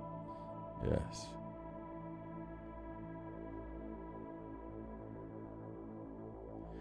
See, Jamie, yes. But you're incorrect. Heads aren't normally live. We are all just walking dead, going through and experiencing the pain that is consciousness. Or is that just me? Joking. I do not. I'm not depressed, guys. Yes, I really like that point. Overwatch. This campaign sounds like it'd be fun to play from the opposite direction after you've done your first playthrough. It's just... It would be... It has a lot of replay to it. And it'd be really cool, like, right here, or some mission to have some overlap where it's the same location, the same setup, but because you have different inputs, it's a different mission. So that's what I'm thinking here. What I keep on thinking on this mission is that they're in some big space, like a cafeteria, and they have to get to the other side.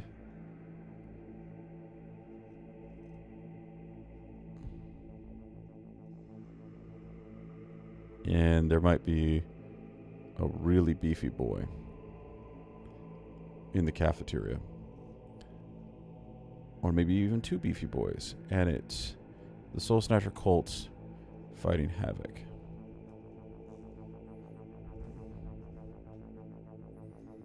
And so the party has to go through an active war zone.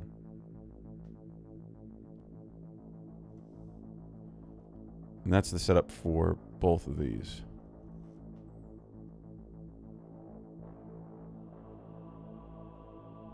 Yes, exactly. This is where there should be an active firefight between the two forces that the party goes through. Yes.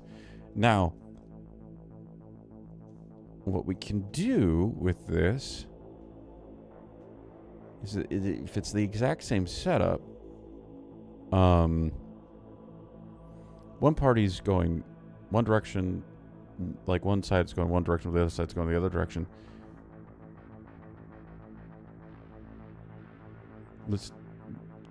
Kelvin listening and commenting while I'm painting minis is the way to go. So much inspiration for color schemes.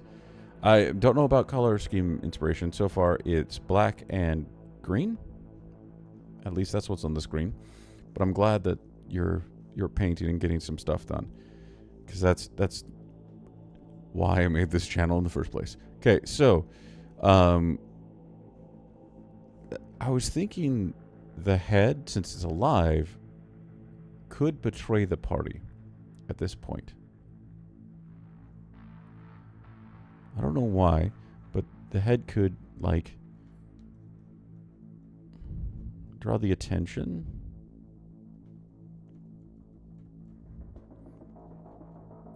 of a demon. No, that's not how you spell it, but whatever. And so you try to go through this war zone. They're more interested in fighting each other. The head calls the attention of one of the demons over. This leaves you vulnerable.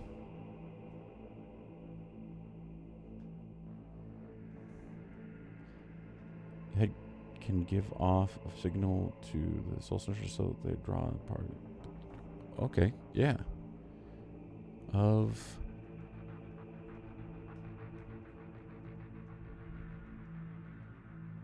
Okay, there we go. So we end up with like a sneaky type mission over here that then turns into a horrible situation. So what do we want to do on this side, mission 2B?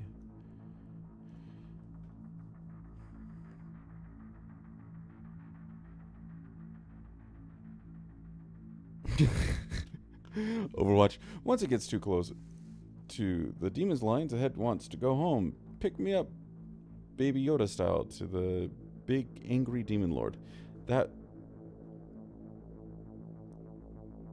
is quite the image you've cast there. Or I just had an image of like the anime Gurren Lagann, the mecha, of putting a head on top of a robot warrior with a head. So the head's like, put me on top of you so I can take control of you, or anything. Anyways, it's late for everyone, so I'm delirious. I apologize for that.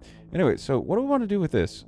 Like, I like this because this feeds into the horror vibe. We've got a different genre over here.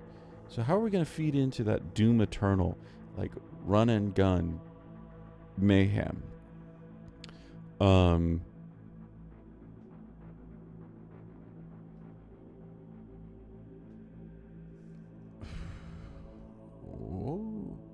We could do, instead of Fitz eating weapon encampment, we could give them a weapon. So maybe like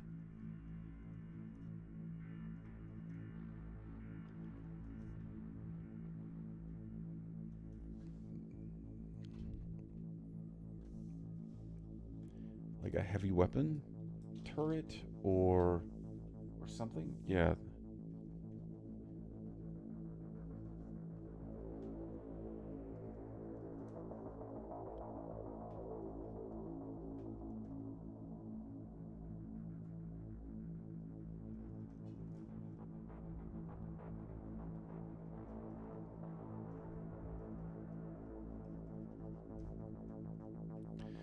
So, like, they see this situation, they're coming from this way. Because they're coming from this way, they get access to heavy weapon turrets. And then they get to go on a killing spree.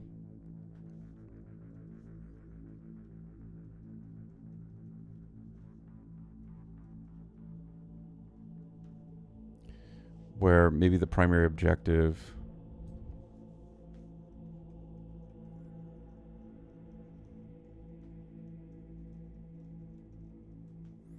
is kill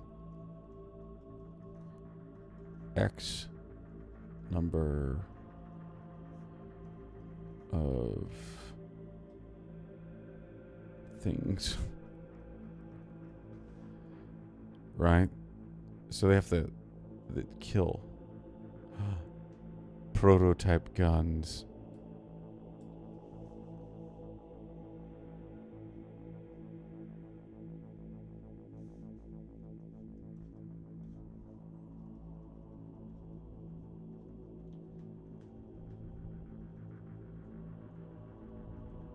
Okay, prototype guns.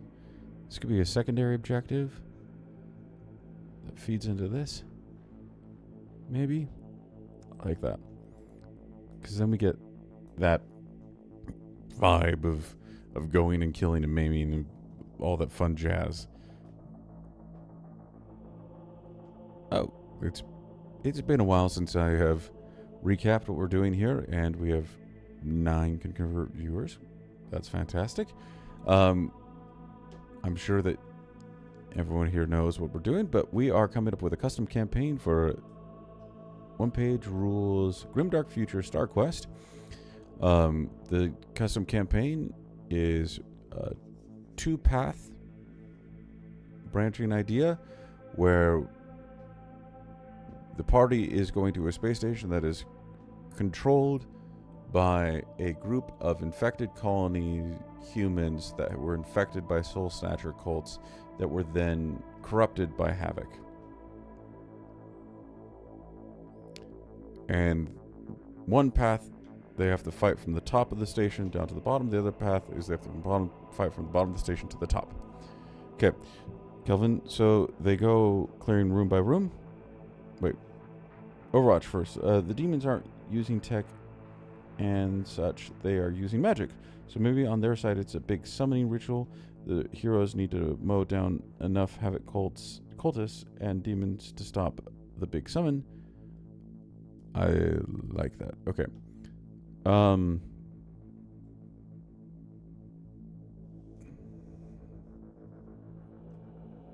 Stop the summon.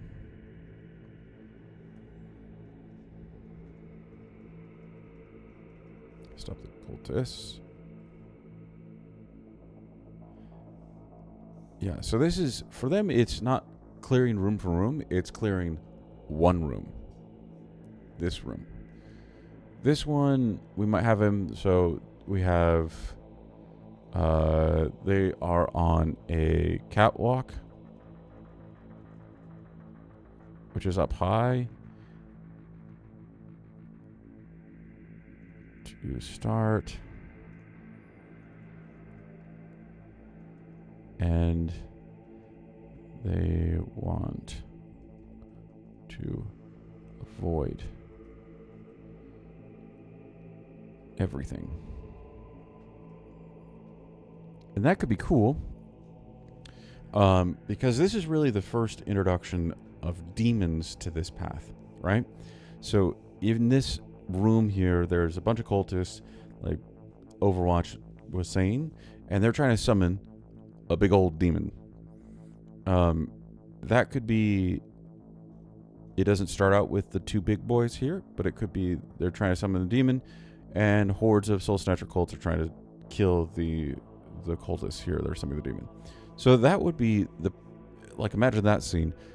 The party goes into this room and they see a bunch of chanting things.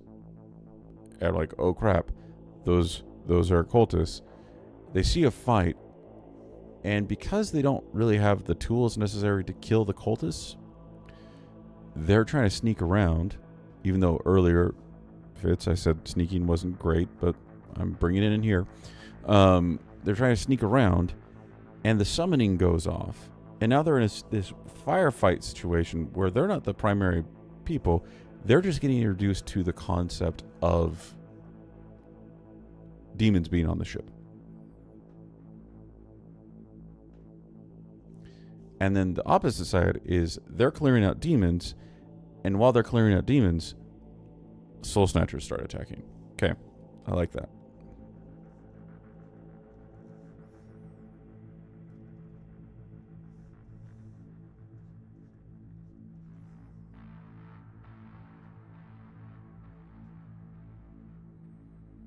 Yeah, you're right. Fitz, you said, I can see it here. If the AI sees a different AI, they prioritize them as the target. Yes, because then it's not really line of sight. It's it's aggro. You don't want to get close enough that you're aggroing the AI. And if you do, then you can deal with that one because you're not aggroing all of the AI.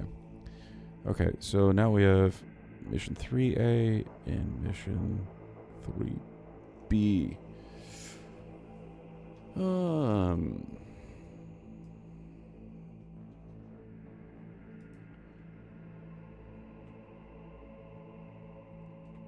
Okay, just 1 second.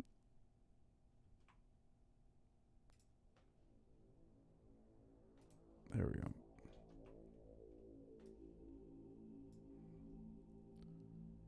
I realize I haven't saved this document, and so I'm going to save it.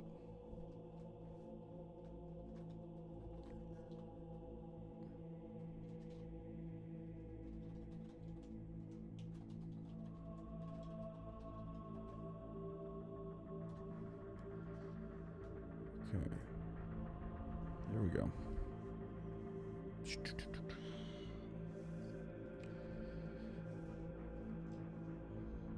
So now what?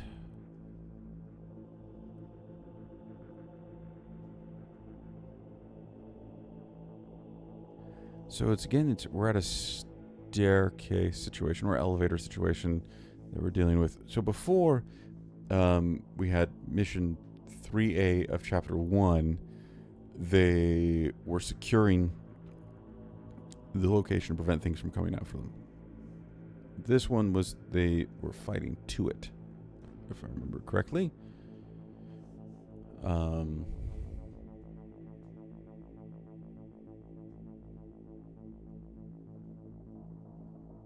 Maybe a mini boss fight?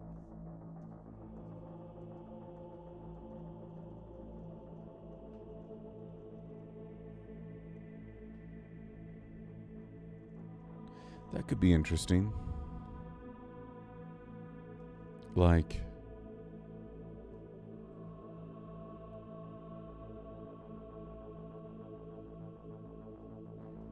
the elevator takes time.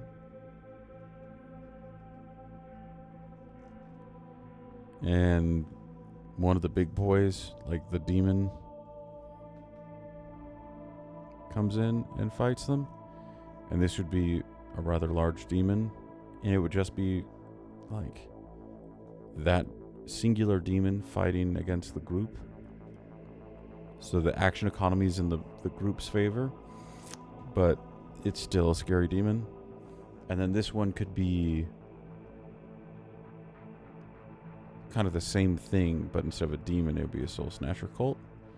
So we have a similar situation here. What are we thinking about this?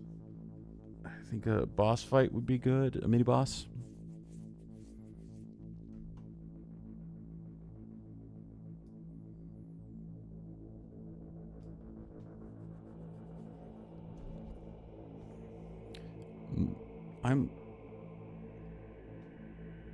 Yes. Okay, cool. So, yeah, I will do a mini boss. And it's the result of what's happening here. So, elevator takes time, mini boss fight, soul snatcher cult. 1 versus party. There we go.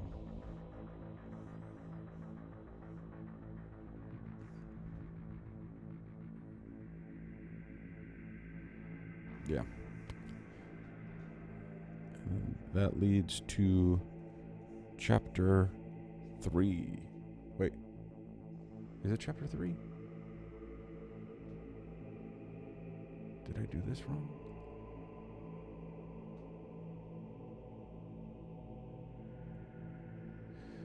Let me think here for a second.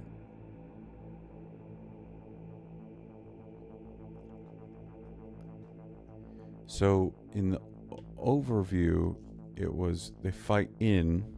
The structure was they fight in. The chapter 2 would be triggering the thing, and then chapter 3 would be fight out. I think the way that we've got it structured here is because we're going from like again beautiful space station that we've got here, our T or hammer, whatever. We spent 2 chapters. So chapter 1, I don't even know how to abbreviate chapter actually. Chapter 1, and then chapter 2, and then chapter 3 would be here. And then do they just leave out this way?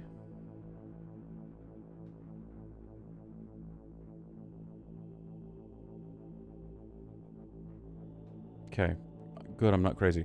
Right, the Fitz, you say you're right. The first mission of chapter 3 should be either setting the code or getting the pilot to the helm, then 2 missions to get out. Okay, so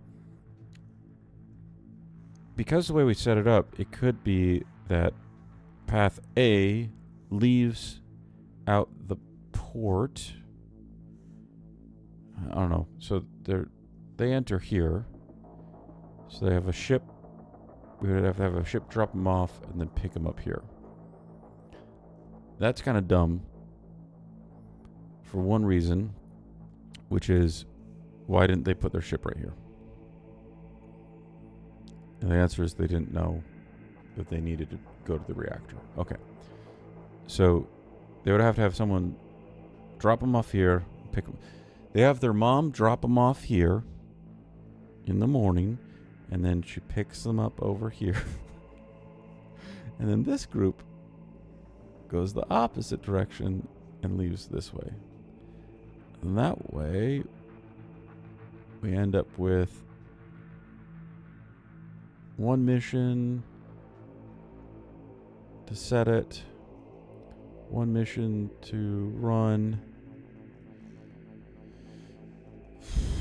1 mission to get the reward? Do you even need a mission for getting a reward?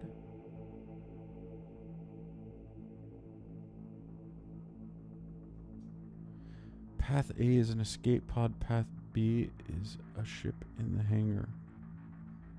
That's a good point. It's a good idea.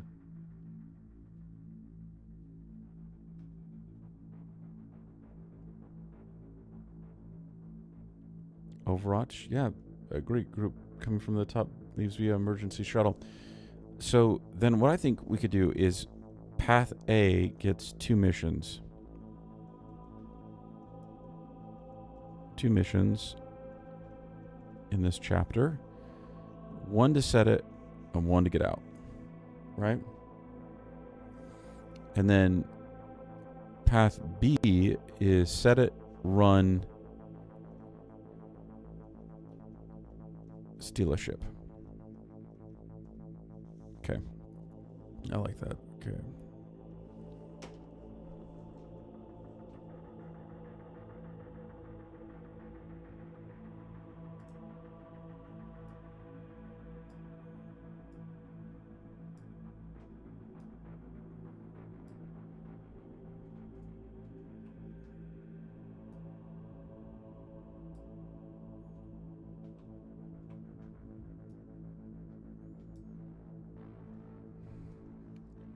Okay.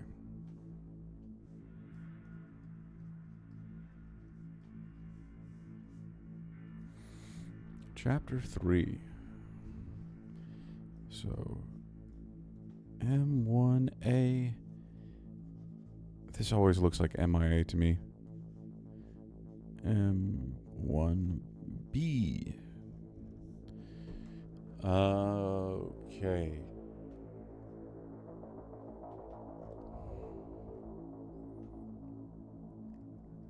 They're in the reactor room. Fun little lore about my life that I don't always get to brag about, but I'm going to now. I've actually ran a nuclear reactor before. It wasn't for long, but it was fun. It was a really old model. I can't remember the exact model. I could look it up, but it's a research reactor. There's a few of them still active in the world, and they were designed in the 1950s. So those reactors are all basically analog, which is why it was fun. I even got to send a sample of some metal and expose it to the radiation, and then measure the off-put radiation and its wavelengths to be able to see what the composition of that metal was. So that was fun. Anyways,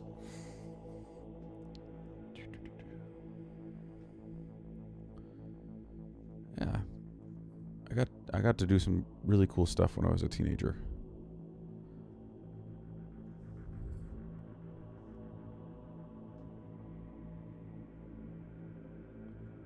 Ooh, if it's a merchant ship, maybe have a side objective to raid the vault to take money or other valuables. I like that. What'd be really fun would be set that as a side objective of the first mission of Path A, and a side objective of the last mission of Path B.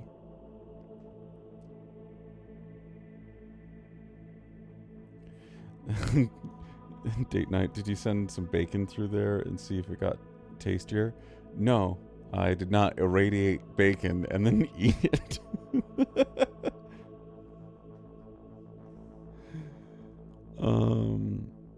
Okay, reactor room. So I think it was Kelvin, you brought this up earlier. I can't remember off the top of my head. Or it might have been Overwatch, where the demons might be there because of the reactor, so it might be a bad reactor. And so we have to deal with wormholes.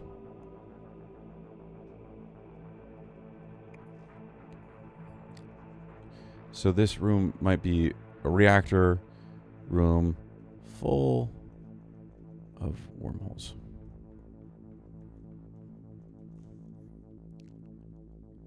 And they have to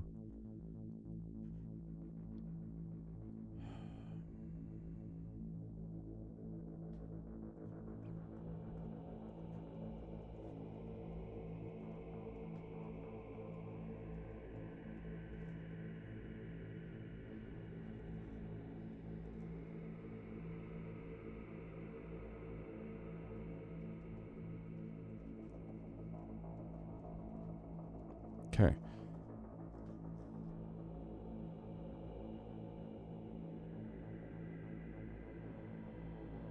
Overwatch, it's what we call an event horizon type situation. Yes. So I had the idea of this where they actually have to fight to the terminal and fight back out. But that could also leave the room for one of the party members could sacrifice themselves. So like they just send one person to enter the code, and then that one person needs to make it back out. They have to do an action on the reactor, and the wormhole count as edge of board for enemy spawns. Yes, I like that. I mean, I don't know about bacon, but radiated food is totally a thing. It like kills microbes or something, so it doesn't spoil for a long time. Yes, that radiation tends to be gamma radiation.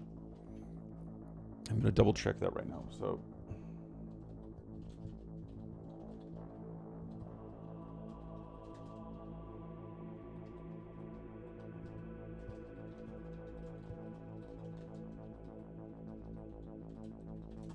I believe it's gamma radiation.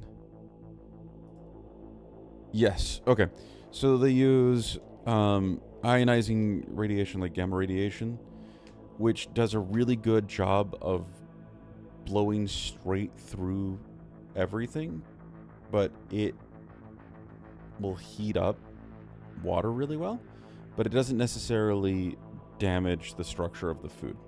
And that's the big thing with now you got me talking about radiation. So there's basically three types of ionizing radiation that you have to worry about. There's alpha, there's beta, and there's gamma. Alpha radiation is essentially a hydrogen atom being shunted off of the nucleus.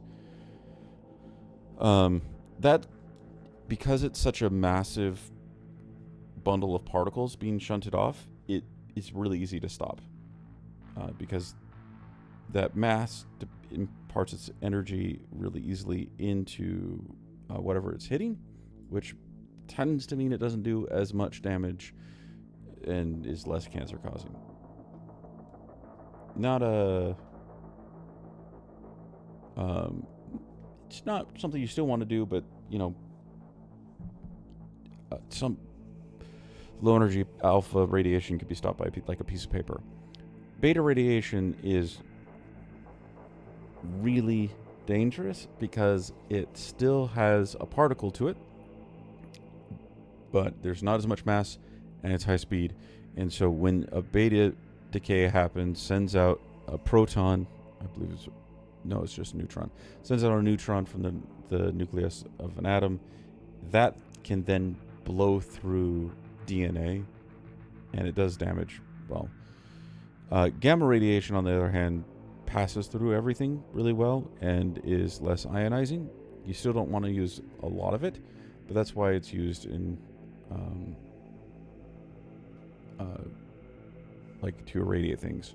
So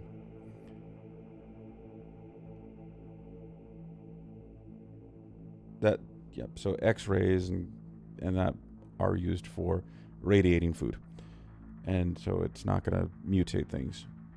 It's also why it's used in medical procedures instead of blasting people with beta. Believe me, you don't want your guts breaking down whatever you eat. Yes. Overwatch. Unless what the alpha is hitting is a bunch more reaction mass with a lot of free hydrogen, then you get a big kaboom. That is right. Do not let me be clear. Do not let any radiation against a bunch of other reactive materials, period. That's not a good mix for anything. So now that what's really funny is we had 9 people watching before I started talking about radiation, and now we have 6. So I'm sure it's just because it's late and not because we scared a bunch of people away. Okay, but I want to finish this up. Okay, so this one over here is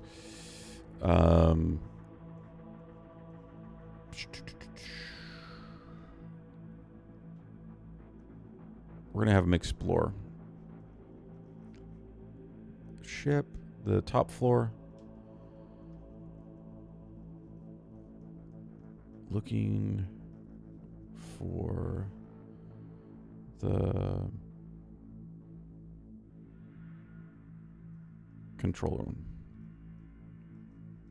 I'm going to call it control room. Okay. There's that.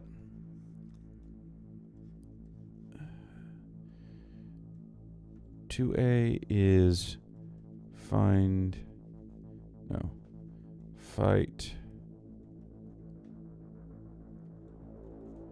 to the escape pod. Okay.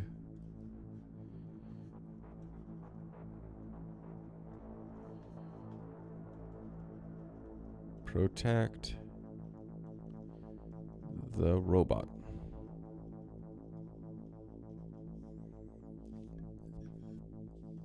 From infected.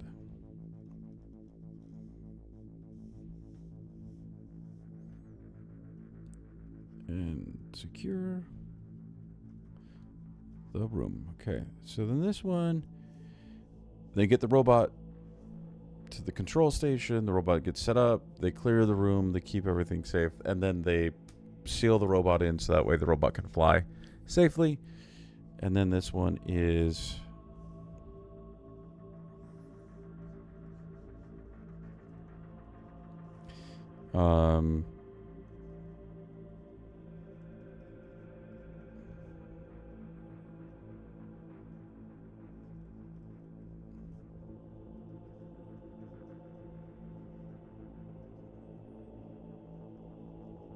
make it to the dock, steal money.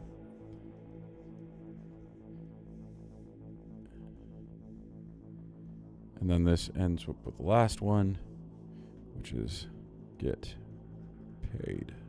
Okay. I think that's it for chapter 3. I think we've got it.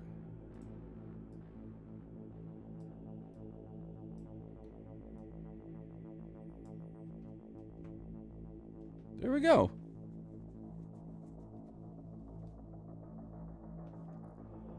We did it. We designed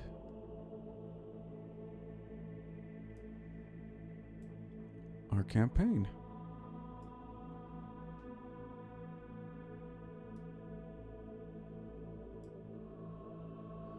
Look at these beautiful, beautiful notes. So from here, I think I'm going to probably call it a night.